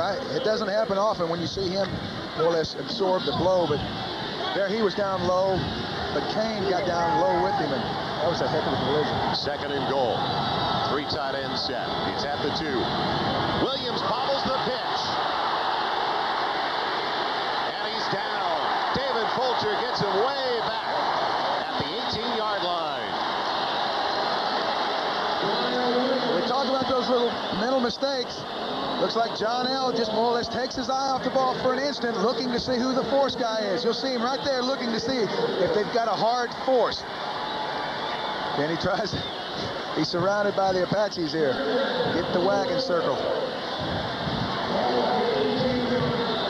A loss of 16 yards on the fumble and the recovery by John L. Inside the 20, inside the red zone this year. 8 touchdowns in 21 tries. 13 times they came away with points. And a timeout is being called. Timeout, Cincinnati. Their first charge team timeout. TV time. They went to the spread offense, and obviously Sam Weiss and the Bengals didn't have enough personnel on the field for that offensive set from Seattle. They continue to look at the injured safety Ricky Dixon on the sideline, and that's why they had to use the timeout. Dixon injured. They didn't have the right personnel on the field for a spread formation. As the Seahawks stay with 4 wideouts on 3rd and goal from the 18. Into the corner. Clark's there, and it's overthrown by Kemp. He had beaten Eric Thomas, the cornerback. So Kemp wishes he had another shot at that. Last week we saw him make that throw. Just a little bit long. Here you'll see it's a good 3-4 yards long, and he's not happy about it. He knew that was a sure 6. It'll be a field goal try of 36 yards coming up for John Casey. He missed at the end of the first half, a 46-yard attempt. He is now 7 of 11. His career best, 45-yard. He tries to break the tie at Riverfront. And he gets it inside, the right upright. So Seattle has the lead for the second time this afternoon on the 36-yard field goal by the rookie from Georgia, John Casey. 9:39 left in the third. We'll keep it right here as the Seahawks capitalize on that short punt by Lee Johnson. The drive started, you remember, at the Bengals 36 and translates into 3 for the Seahawks. The Hertz 10-minute ticker. It's a runaway for the Oilers. Washington trying to hand the Bears their second straight setback, up by 10. Minnesota trying to slow down Detroit.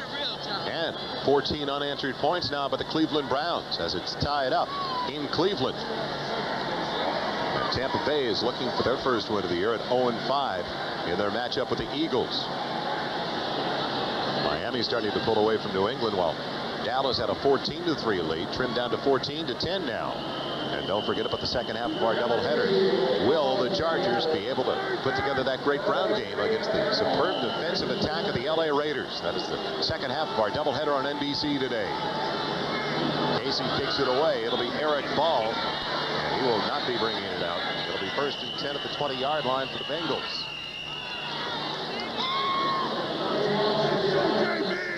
The Cincinnati Bengals offensive unit over the first 4 games totaled only 61 points. So a Boomer Esiason led offensive unit, averaging over the first 4 only a little more than 15 points an outing. And so far, through a half and just about halfway through the 3rd quarter, they've only got 7 points this afternoon. So you can talk about the defense, second worst in the league at defending against the pass, and overall they are 28th last in the league defensively, but you've got to put it together offensively as well. James Brooks with blocking out in front into the secondary, fumbles. Did Robinson get it? Yes, Eugene Robinson with a recovery. It looked like Como raked it away, the middle linebacker. Well, once again, it's the Cincinnati offense follows something good for them by something bad, and here you'll see they run a real good counter play back across, get some good blocking. Brooks has the ball in the proper hand there. Oh, and then just gets stripped. He sees the corner forcing, so he gets it in his left hand. Doesn't really see Como, the middle linebacker, coming. Unfortunately stripped, and now it looks like Seattle is back in great field position again. They need to start capitalizing on those mistakes with 7 instead of 3, though. It's a 10-7 Seahawk lead. It's at the 33, and there was movement. It looked like the wide receiver on our side lifted up. Maybe someone on the line as well.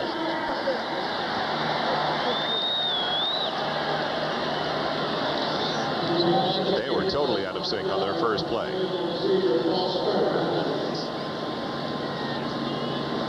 Did Kemp lift up early? Well, it's possible. We'll take a look at it here and see if maybe Kemp got away a little bit quick. Yeah, he cannot do that, folks. He has got to be able to stay in there and not give any kind of voice inflection or physical movement to draw the defensive line offside. 1st and 15, back at the Bengals 38. Kemp forcing it. He wanted Blades. Fulcher was all over Brian Blades. And it'll bring up 2nd and 15. Well, now 3 of the last 4 drives for Jeff Kemp and the Seattle Seahawks have started in Cincinnati Bengal territory. Well, the Cincinnati defense is showing some backbone. They are not giving up anything cheap and easy. And there, David Grant getting some more pressure on Kemp, forcing a bad pass.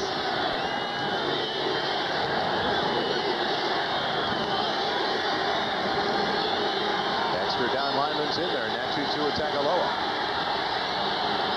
Eyes on the bench. McClendon also in there. They're rushing 4.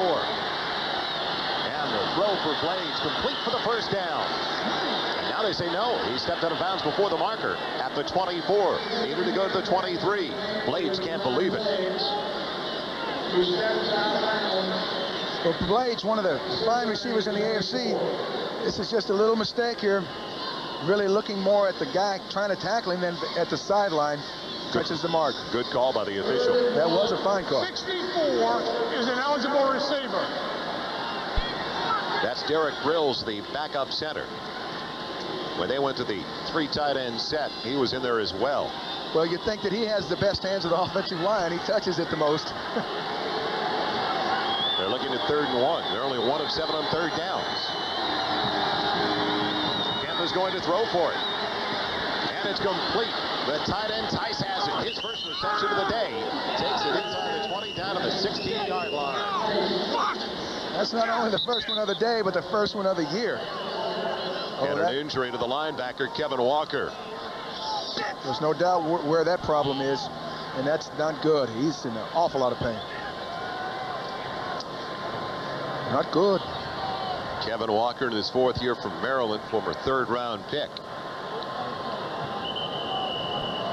Got tangled up with Mike Tice, unfortunately grabbing the knee right away. 8 minutes, 27 seconds left in the third quarter. The Seahawks by 3, and they continue to drive on the Bengals. First and 10 from the 16, Derek Fenner. Nothing doing over the right side with a flag down to the play. He got 2 down to the 14. Well, they've already taken Kevin Walker off on a golf cart, and it looked like there was a knee injury all the way, Dan. Well, Mr. Walker will realize what I realize now after 12 years, that this turf is no fun to play on. There you'll see his right leg stuck in the turf, kicked by himself with his left leg. It just tore the knee. That's a shame. I'd like to float this thing with about an inch deep in lighter fluid and light it. No fun to play on this, folks. You have a better chance on asphalt? Not much.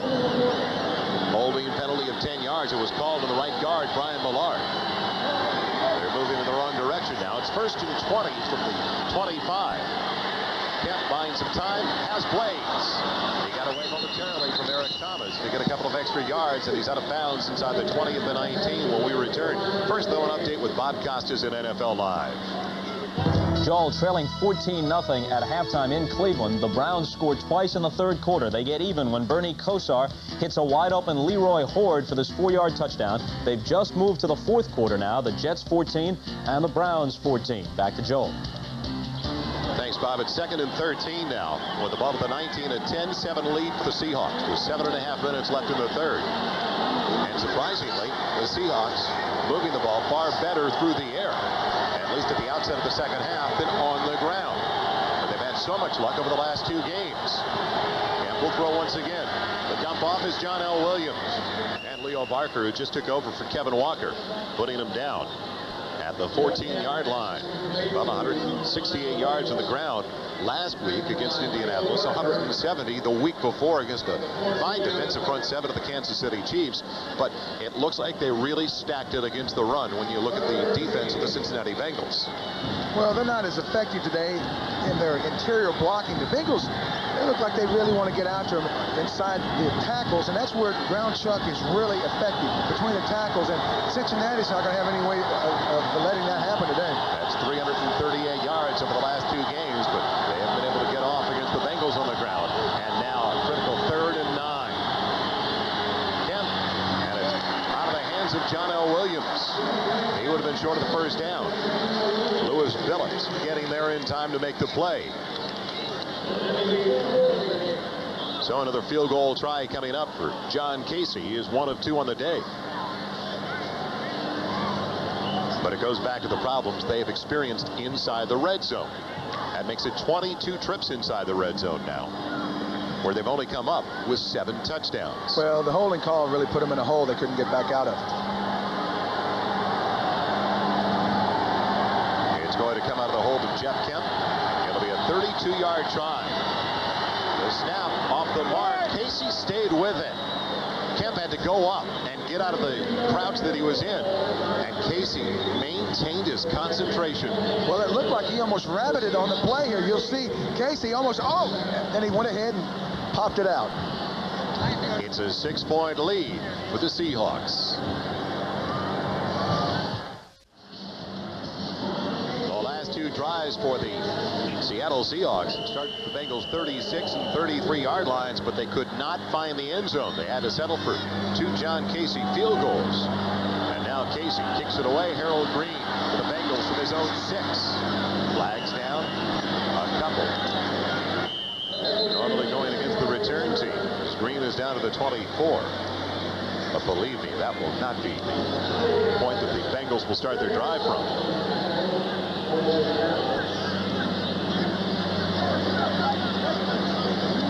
And it's going to work against Seattle.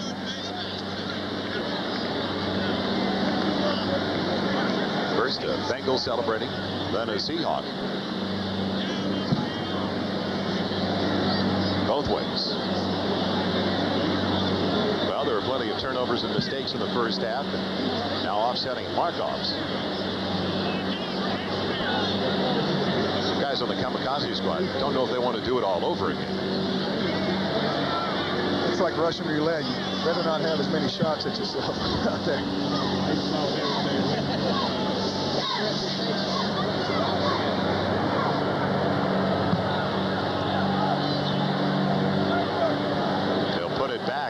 the We have a 22. double foul after change of team possession.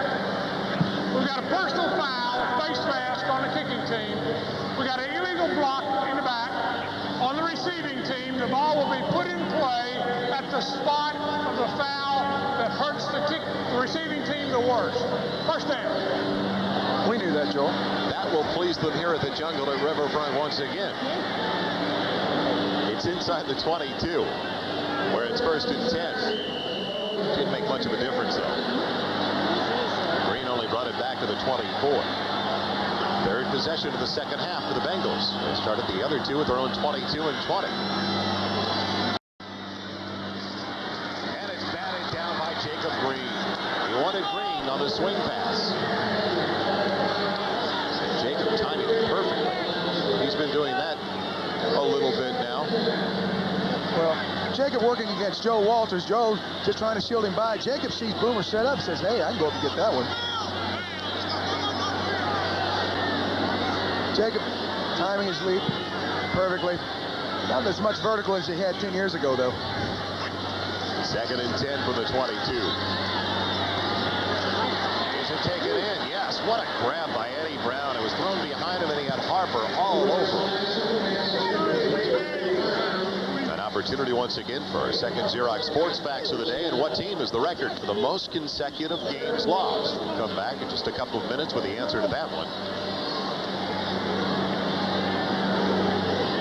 They're short of the first down by a yard. And it looks like it's going to be another 3 tight end set. Yes, Riggs, Caddis, and Holman all in there for the Bengals. Taylor and Ball to the backfield.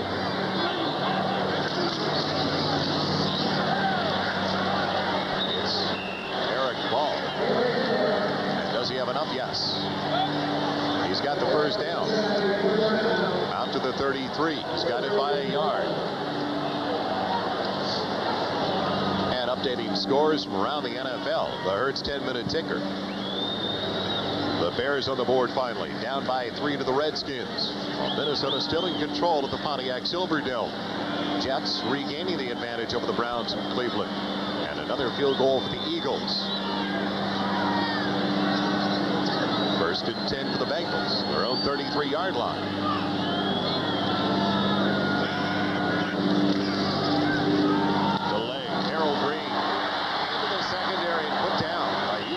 But it looked like it would be an automatic first down. Robinson with the sure-handed tackle holds it to a 9-yard gain.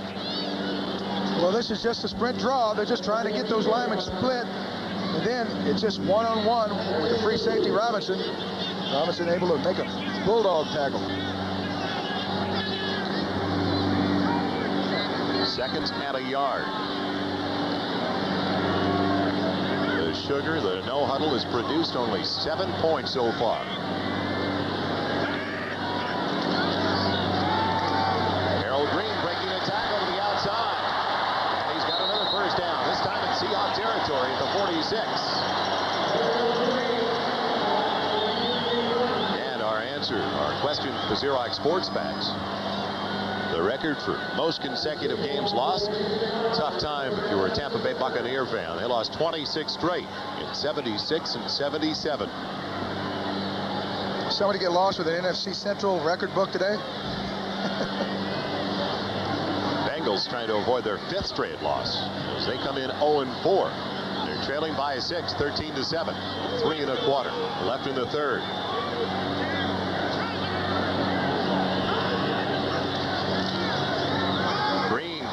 Outside again for good yardage, and he's got another first down inside the 35.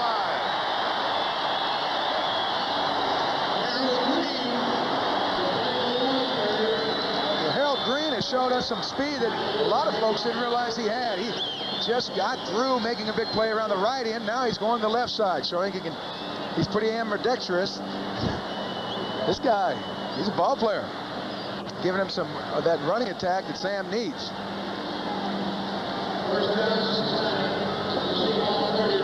It's outside of the 32, where it's another first down for Cincinnati. This drive started back at their own 22-yard line.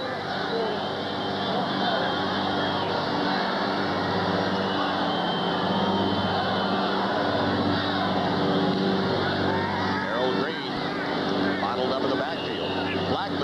line up and made the play right about the line of scrimmage. A strong safety. Well, they were trying a real quick little delay, but Tom Catlin, the defensive coordinator for Seattle, brought up 7 guys on the snap. Penetration kills those type of delay plays. You saw those numbers, 98 yards on the ground for the Bengals, 73 so far for the Seahawks, who would have expected the opposite. Brown Tiger. 2nd and 10, still at the 33-yard line.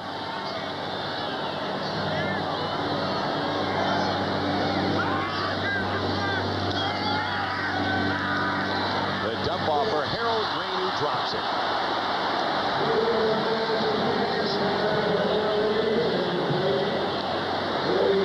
Well, Boomer able to get the ball to Green in the face of an awesome pass rush by Jacob Green, turning the corner.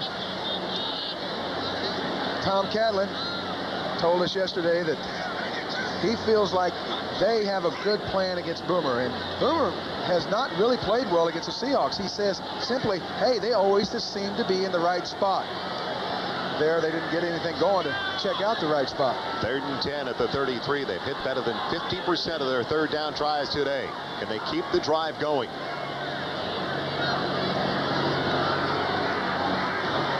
Pressure.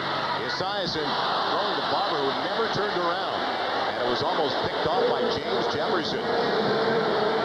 Barber tangled up over the middle, had his back to the quarterback as the ball arrived. Here, Boomer getting Glasgow coming back on that spy technique. Jefferson, he says, playing the quarterback's eyes, his momentum carried him past the path of the ball. That would have been an easy pick for him. It'll be a 51-yard try for Jim Breach, who is 4 of 5 so far this year. And no, he's going to punt it instead, going for the coffin corner pooch punt, and it makes it into the end zone. Not a bad idea. The execution wasn't there. So after a long drive that started at their own 22, it stalls at the Seattle 33. And the Bengals give it back to the Seahawks.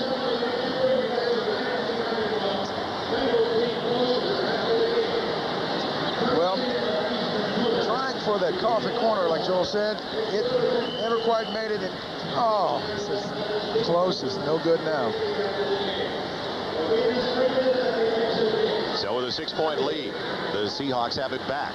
Minute 25 left in the 3rd. And don't forget about that timeout that Cincinnati had to use very early in the 2nd half. They've only got 2 remaining. Derek Benner stacked up after a gain of only a yard, maybe 2 at the most.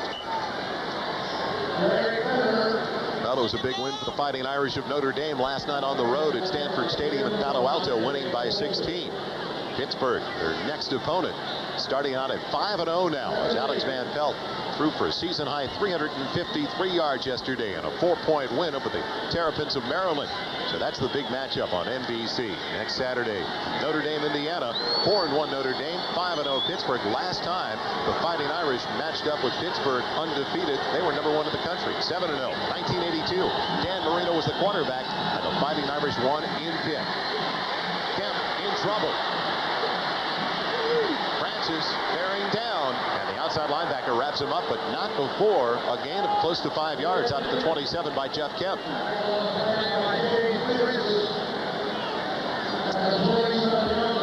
Cincinnati secondary once again covering everyone up. Defensive pressure forcing Kemp out. Not able to make anything happen with the scramble. I think they're going to just go ahead and let it run out. And that will be the final play of the 3rd quarter. A 3rd quarter that was characterized once again by mistakes by the Cincinnati Bengals. The Seahawks, fortunately for the Bengals, though, didn't capitalize on all those errors. Be right back after these messages from your local station. Active for the first time this year, number 27 in the defensive huddle, Barney Bussey. He thought most of his time today would come on special teams, but with the injury to Ricky Dixon, all of a sudden, he is thrown into the spotlight. Well, he's playing well because 2 or 3 times now, the Cincinnati defensive backs have covered up the receivers, forcing Kemp into trying to scramble for it. 14 first downs compared to 9 for the Seattle Seattle Seahawks. Total yards offensively, almost even. But look at the turnovers. 4 committed by the Bengals, only 1 by the Seattle Seahawks, who come in with 15 on the year. In and out of the hands of Jeff Chadwick. A very catchable ball.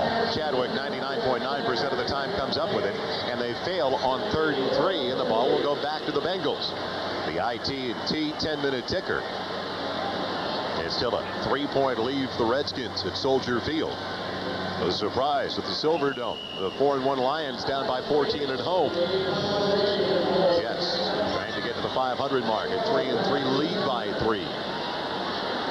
Miami.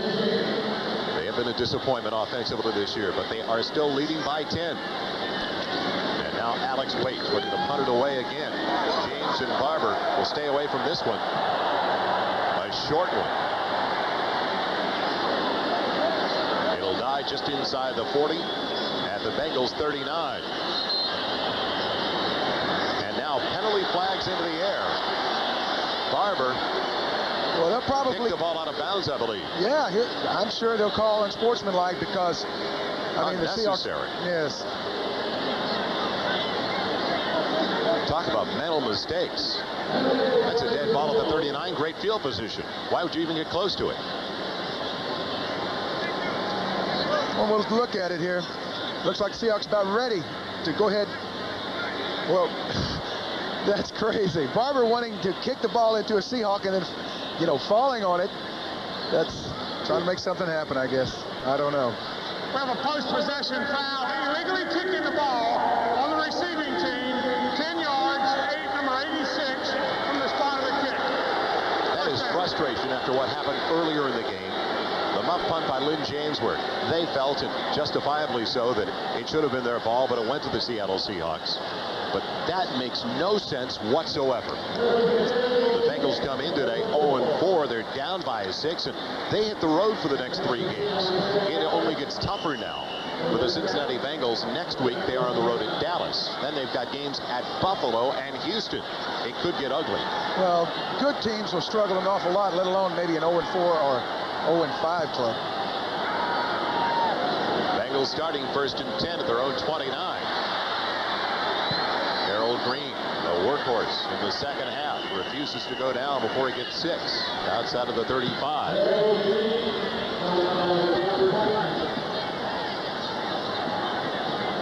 Coming up for the Seattle Seahawks.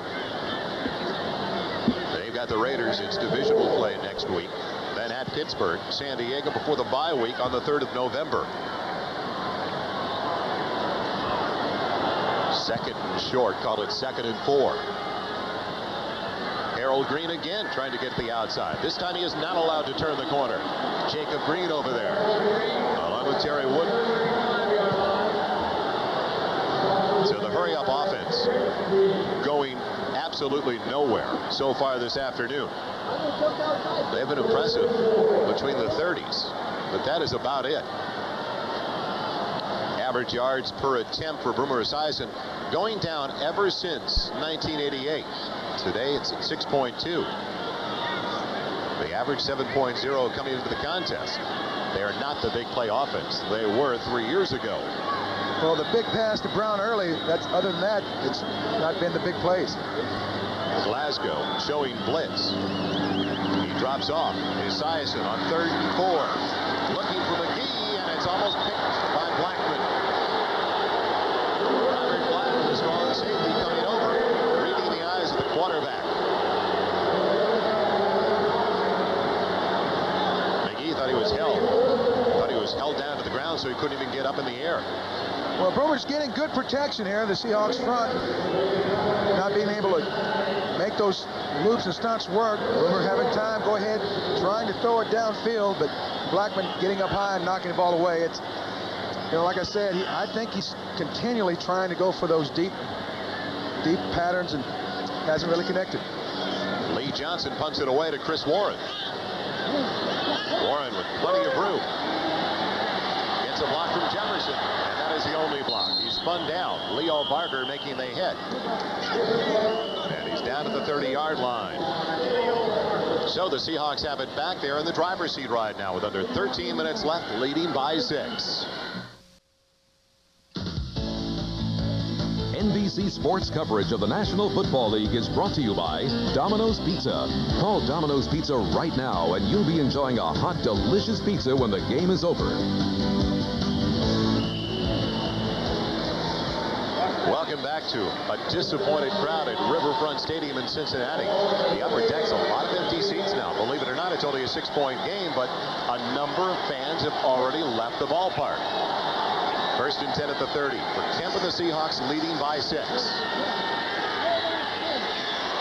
They set up the screen for John L. Williams.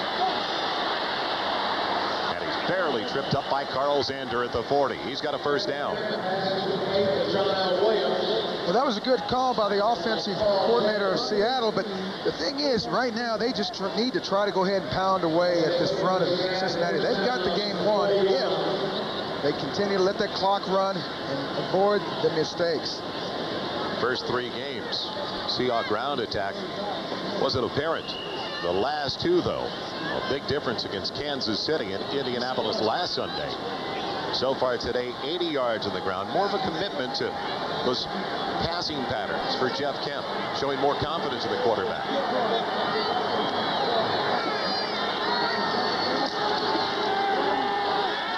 Alfred Williams flushing him out of the pocket.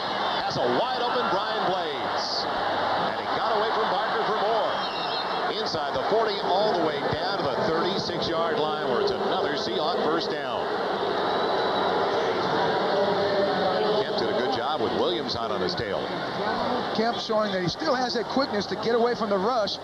He feels pressure coming from the backside in the form of Alfred Williams. But right as he's about to go down, he gets the ball to Blades. Now, the thing is, who had it, Blades? Could it be Bussey made a mental mistake here, filling in for Dixon? A lot of times you can have guys uncover like that. Phillips had to come up and get him out of bounds. It's at the 36 now of Cincinnati. John L. Williams put down the nose tackle. Around the ankles, Tim Crumry with the tackle. Be right back to Riverfront, but first an update with Bob Costas. Finally, at the Astrodome, Joel, Denver is on the scoreboard. They still trail 35-7, but a tremendous individual effort by Elway. Scrambling right, eluding a tackler. In the grasp at the last second, he launches it to Steve Sewell for the touchdown in the back of the end zone. That's the good news. Bad news for Denver, still 35-7. Thank you, Bob. A 6-point lead for the Seahawks, looking for more, as they've got it 2nd and 9 at the 35 of the Bengals. And the spread. It's Blades, and it's another Seattle first down. He was working on the rookie from Florida, Richard Fain. Well, Fain is a big hitter, but right here, Blades pushes him deep and then runs a quick square out. Kemp getting the ball to him perfectly. I think the Bengals are having a lot more problems with Seattle's spread offense than their conventional offense, which is basically pound away. Maybe it's some of the problems they've had in their defensive secondary are starting to surface, having played some guys in different positions due to the injury to Dixon. First and 10 from the 23.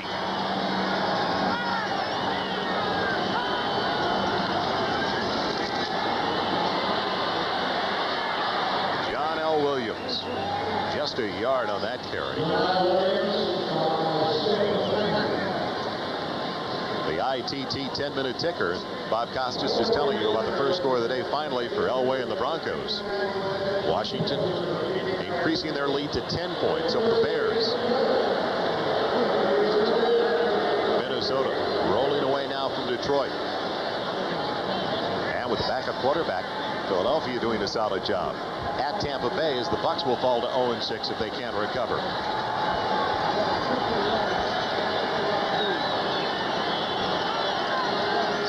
Still close to 10.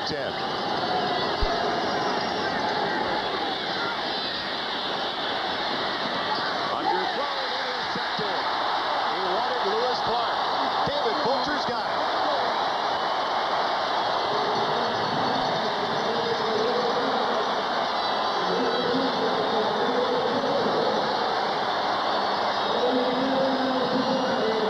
The last couple of weeks, we've talked with Chuck Knox, and he says the thing he expects expects from his quarterback is not make dumb mistakes. Kemp knows he shouldn't have tried to go back into the middle. There you see him looking at a deep out, getting out of the pocket, then saying, what the heck, let me try to force it in.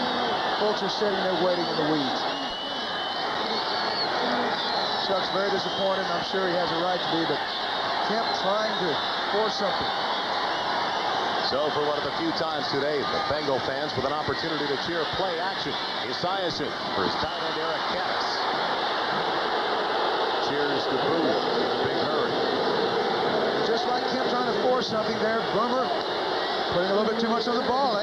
Sometimes these guys, they feel like the weight of the world's on their shoulders, and Boomer knows it's now or never for this team. He's trying to make something happen. Adrenaline got the better of him there.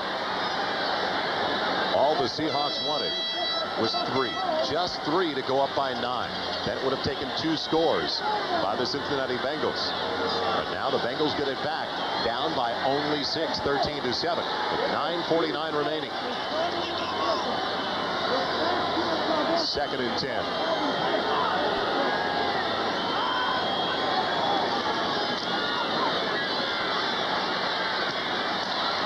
Tight end Rodney Holden diving. Very close to the marker. And he's short by only a yard.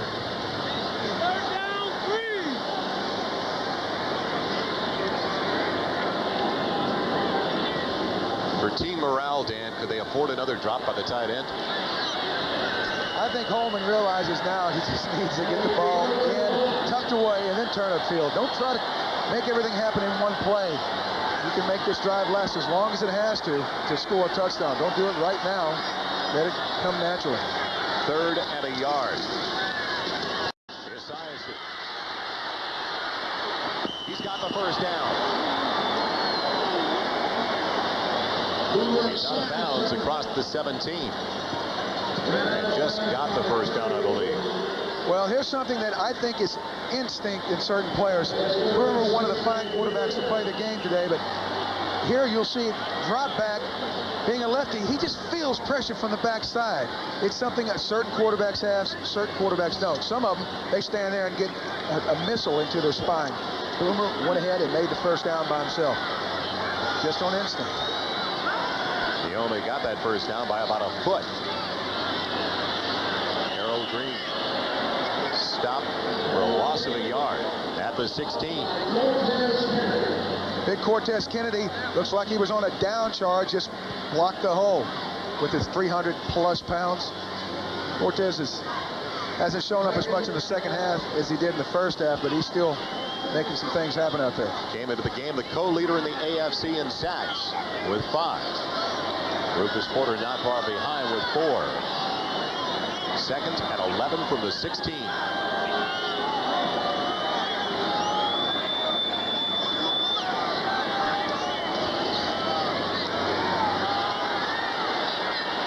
wide open is Tim McGee. And he's got it for the first down at the 46.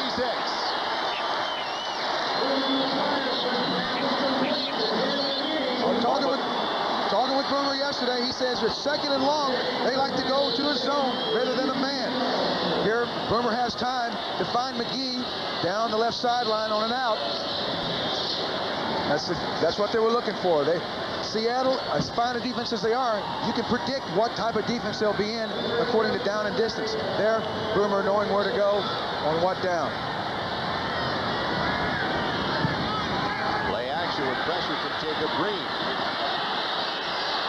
Looking for Eddie Brown off his fingertips.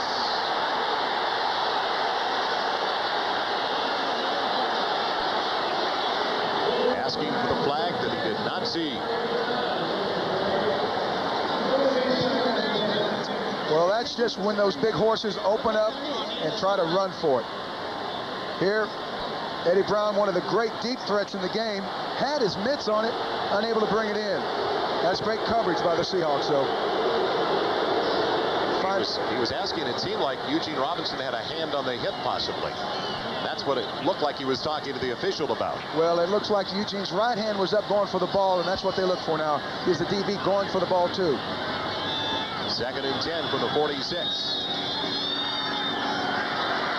Esiason goes down and loses it. The scramble is still on the turf. The offense Defensive lineman got it. Bruce Reimers. Well, that's a combination of a couple of guys making big plays. Cortez Kennedy, the right defensive tackle, number 96, here running by Reimers. You'll see him just duck and turn the shoulder, forcing Boomer to come out of his set, allowing Jeff Bryant, number 77, to get him around the legs, forcing the fumble. Reimers going after the ball, getting it back. Big play for Reimers, but bad play for Reimers by letting Cortez around the corner and making that comedy of errors occur.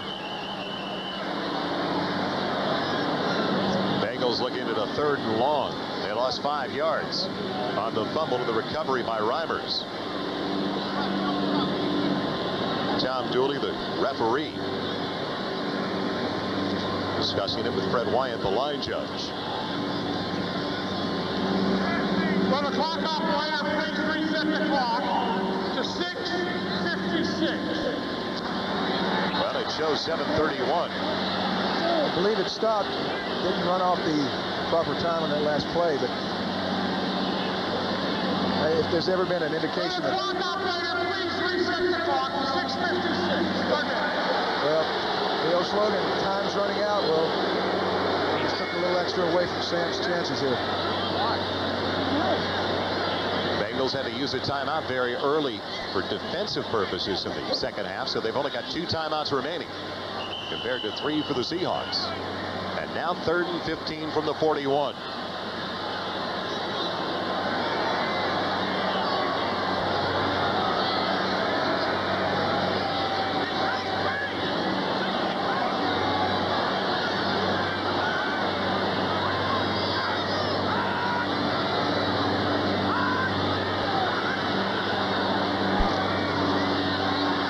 Again, his size hit his hit, and it falls incomplete. Well, there the Seattle defensive line just going ahead, putting their ears back, rushing the passer, knowing in 3rd and 15 that Boomer's got to wait for those deep patterns to develop. Looks like Joe Nash and Jacob Green from the left side collapsed back on top of Boomer here. Here Nash getting upfield and shrugging off the big right guard, Blados, getting back and forcing Boomer to throw a wounded duck up. Lee Johnson in to punt it away to Chris Warren.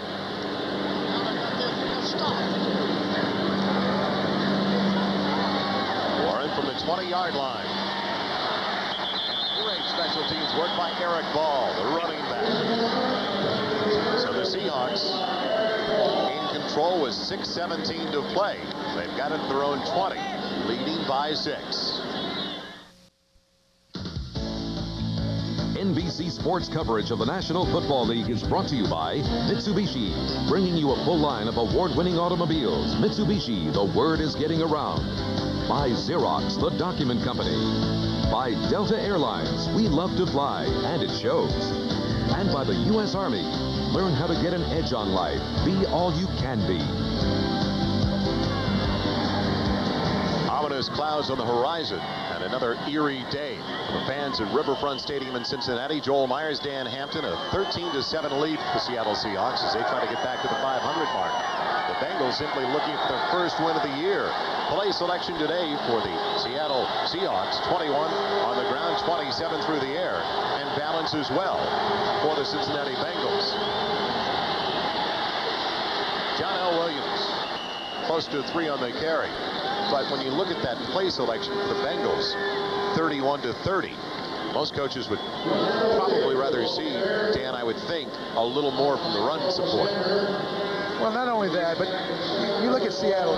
They are trying to go ahead and open up the running lanes by passing. They're traditionally a grinded-out offense, throwing the ball a few more times than they're running it. That's indicative of their style. And I think more than anything else, they just want to keep Cincinnati honest.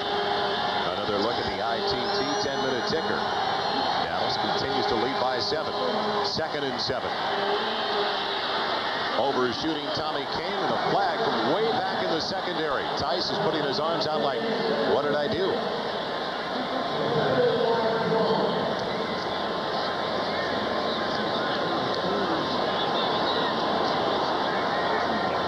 And it will be a hold on the defense and an automatic first down for the offense.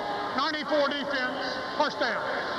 Well, part of that balance that we looked at in that chart earlier about Cincinnati was, you know, Boone was 12 of 30 today, and normally he has a very high completion ratio. He hasn't been as pinpoint accurate as he normally is, and so I think that we're going to have to try to keep the running game going and keep him alive in this contest.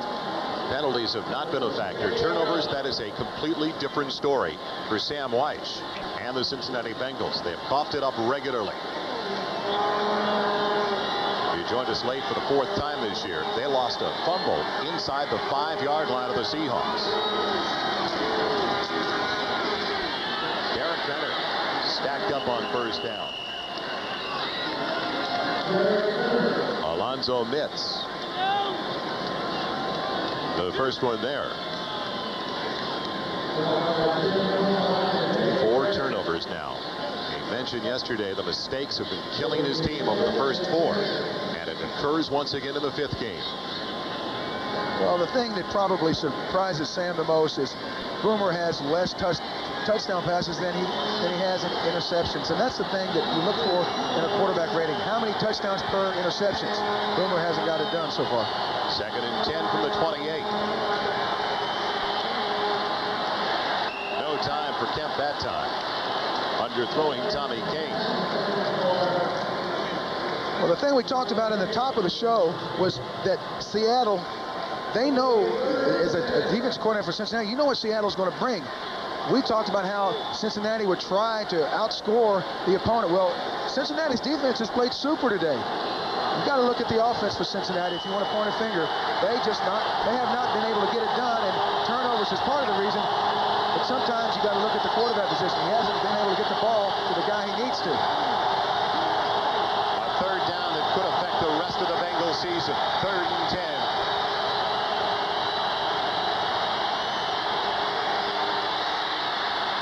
And Kemp beyond Brian Blades. So the Bengals will get it back with plenty of time remaining.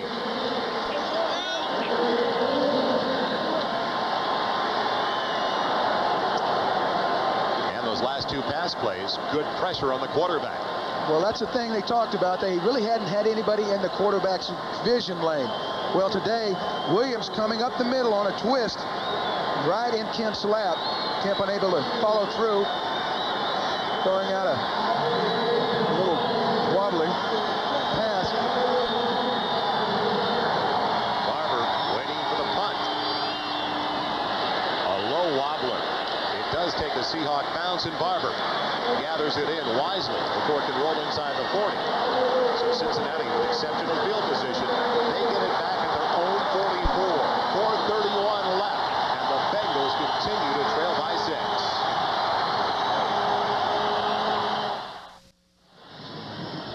So that is coming up next. Second half of our doubleheader on NBC. AFC Western Division matchup. The Chargers and the Raiders. Going with 4:31 left. 1st and 10 for the Bengals at their own 44, down by 6. Brooks, maybe a yard, and that is it. You know, Joe, we talked to the Bengal players yesterday, and they all said that break came at a perfect time. Where it's almost like they have a second start to the season. Well, this drive may basically decide whether they start or stop the second part of the season, because after this, as we talked about, 3 road games, they could be 0-4 and then go 0-4 again. They've got to make it happen now. 2nd and 9. Outside of the 45.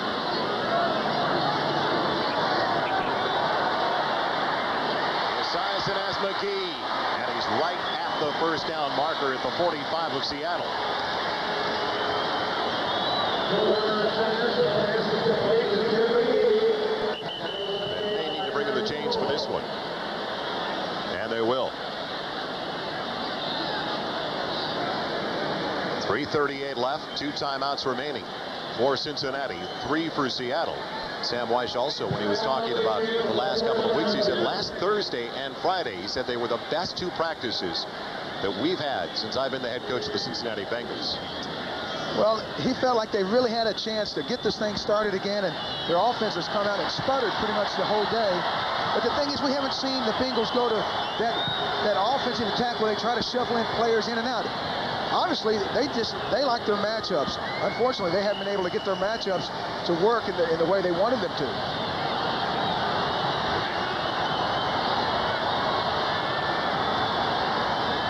That was the ITT 10-minute ticker as Esiason on first down for Brooks. Intercepted. The linebacker, that's Rod Stevens or Rufus Porter. 97 Porter's got it.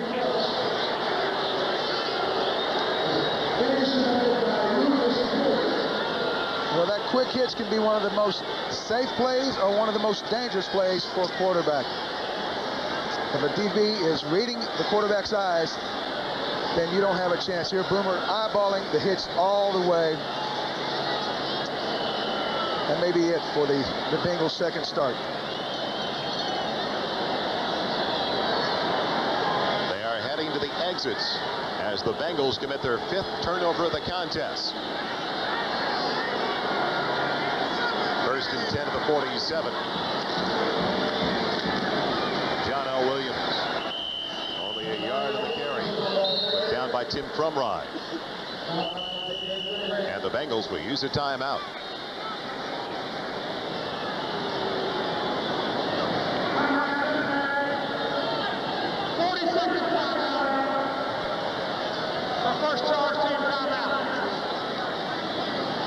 Well, there's been an awful lot said, written, and talked about in Sam Weiss's appeals to the media and the people of Cincinnati after the games. Hey, this isn't life and death.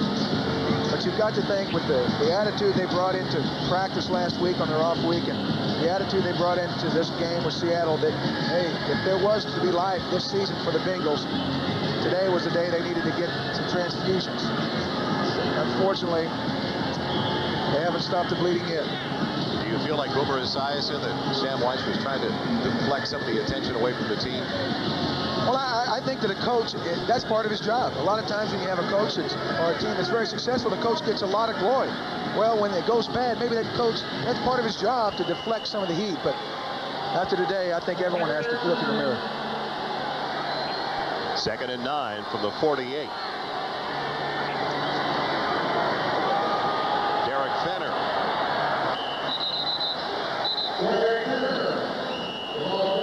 He's into Cincinnati territory at the 49. Since he's going ahead and stopping the clock, trying to get these guys slowed down enough to give their offense one more shot. Now with the big 3rd down coming up, the next play could determine the outcome of the game. But don't forget, for most of you, the next half of our doubleheader on NBC, the Chargers looking for their first win of the year, matching up with the Los Angeles Raiders at the Coliseum in LA. That's the second half of our doubleheader on NBC. Now, can Kemp convert on 3rd and 6? They are only 2 of 10 in 3rd down conversions today. Well, the Bengals doing a great job of getting the Seahawks on track on 3rd down. This is the one that really counts for the rest of the season, it looks like. Boomer over talking with some of the guys on the bench. If we get one more chance, guys, we've got to make it happen and trying to talk about maybe some adjustments in passing plays. Kemp will operate out of the shotgun on 3rd and 6.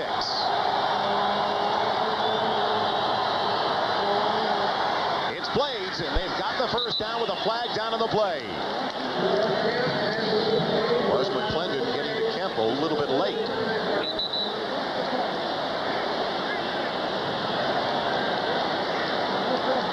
Blades took Billups on a quick in. Kemp able to get it there. Does look like it's against the Bengals for a late hit. Skip McClendon coming around on a 3-man stunt. Personal foul, roughing the passer. 72 defense. First down. Well, the zookeeper can go home because all the animals are hitting the gates here. You see McClendon coming right up the gut. Oh, I don't know. Those quarterbacks get paid an awful lot, Joel. They can stand that once in a while. Frustration coming out of McClendon, and rightfully so. No one likes to be 0-5. First down, Look out now for the Cincinnati Bengals gaining momentum. And if they can hang on with 3:02 remaining, and the Bengals, of course, out of timeouts, they are even on the season at 3-3. Benner just wants to protect the ball. Put down by David Fulcher.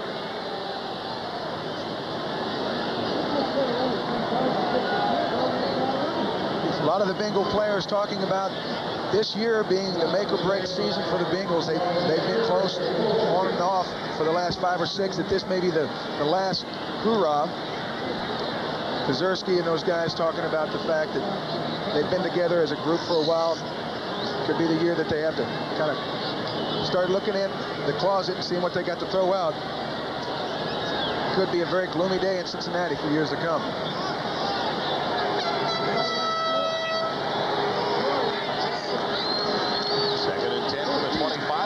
Throwing into the end zone. He's looking for Kane, and it's intercepted. Eric Thomas picks it off. The Bengals aren't through yet. Dan, why did they put it up to begin with? You know, I've been around this game a long time, and I get paid to stand up here and tell you I know what's going on. Well, I can't figure that one out. The thing that Seattle has done off and on this year is put themselves in a bad position by making dumb mistakes. Obviously, that was a call play, thinking they can go ahead and throw the ball in the end zone, maybe surprise the Bengals, get a quick 6, put the game out of reach, kill the suspense. Well, guess what? They just turned up the heat on their defense. The defense is delivered all day long. On 1st and 10, Esiason buying time, has Eddie Brown over the middle. And it's a first down to the 46. We have reached the 2-minute warning at Riverfront Stadium in Cincinnati. The Bengals are out of timeouts, but they are still definitely alive, trailing by only 6.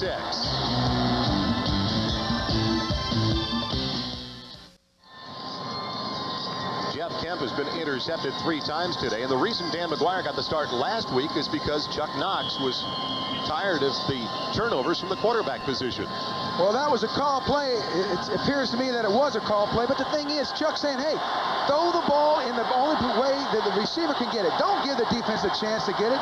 He underthrew it. Defense gets the ball. 1st and 10 for the Bengals at the 46. For Tim McGee. Did he get down in bounds? Yes. Another first down in Seahawk territory. Now, while we have a chance, the Canon camcorder replay of the game today, that muff punt that Lynn James was after, but did he really have an opportunity and a clear path to get to the ball, Dan? I don't think there's any question here that the Seattle player was in his path, in his flight trajectory, whatever you want to call it. But the thing is, this has been a bizarre game, and turnovers is the reason.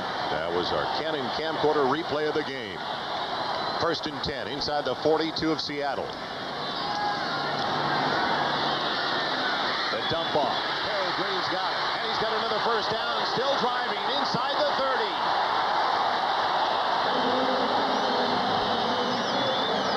Clock rolls. They can't stop it unless they get to the sideline.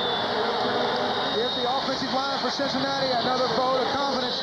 They are able to pick up the stunts the Seahawks used so effectively last year, and early in the game today, they're making the adjustments and getting that rush slowed down. 1st and 10 for the 28, delay. Harold Green stopped short of the 21. Clock continues to move with 1 minute and 10 seconds left.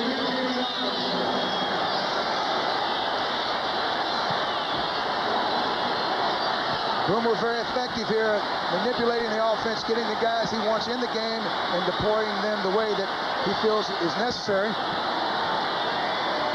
2nd and short. Over the middle, almost intercepted by Blackman. He almost sealed the victory for Seattle. Boomer knowing that he's got to get the ball into the end zone, not afraid to take a chance on 2nd down. Here Nash spins off of his block, getting some pressure. Boomer's lucky. Even though he got knocked down, he's a lucky man. That should have been picked off twice. 3rd and close to 4. The ball outside of the 21. Movement by Munoz.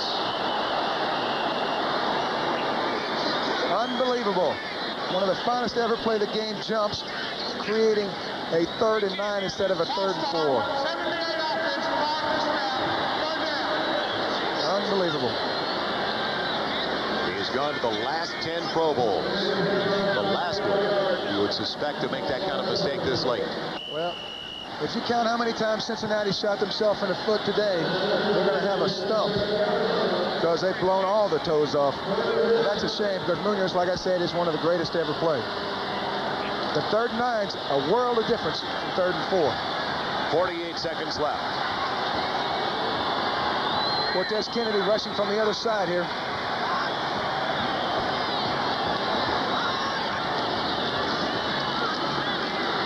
Esiason for McGee, short of the first down. So it'll be 4th. And a little more than 4 now. Well, that's smart by Boomer, knowing that he has to have 2 downs to go for the first down marker, not going for the whole thing at once. Just more or less chip away at it. Don't make it such a big bite to swallow. Asking for personnel. Green departs. Barber comes in. He wanted the extra wide receiver. This could be the season for the Cincinnati Bengals. 4th and 4 outside of the 22 with 44 seconds left.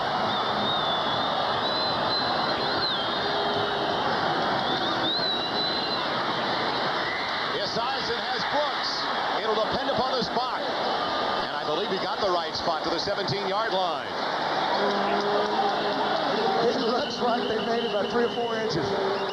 They're going to have to stop it and measure this. Unbelievable.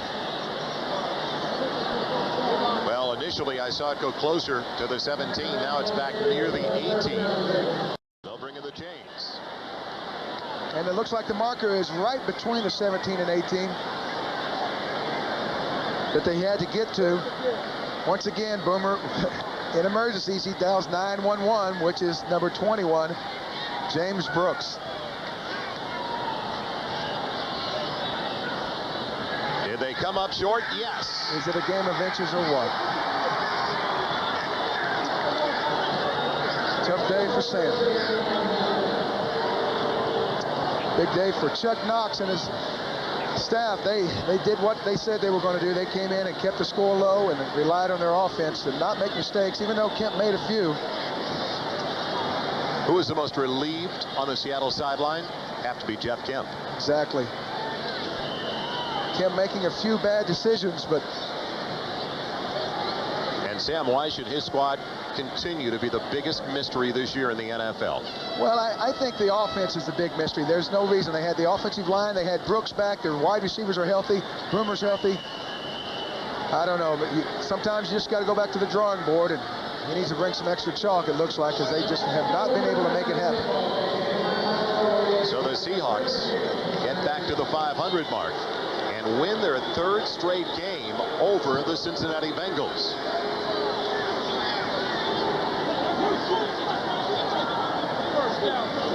Well, it's back to the 0-5 drawing board. The defense did just about everything that was asked of them today. They came up with the big plays turnover-wise when they needed them. Exactly, and like we said, that the Bengals offense is traditionally the part of the team that carries them. They've carried them into an 0-5 hole. Congratulations to Seattle. Like I said, they stuck with their knitting, and they made the things happen that they wanted to happen. Well, earlier this year, the close games got away from Chuck Knox. The close games that they won last year in the second half of the season. Now look out for the rest of the rivals in the AFC West, because all of a sudden Chuck Knox has his team at 500, and they won a close one in Cincinnati today. That final score at Riverfront, a 13-7 win for the Seattle Seahawks. I'm Joel Meyers along with Dan Hampton. Thank you for joining us from Cincinnati. Now stay tuned for the second half of our NFL doubleheader. It's a battle between 2 AFC West rivals, the Chargers taking on the Raiders in Los Angeles. That all comes up next on NBC Sports.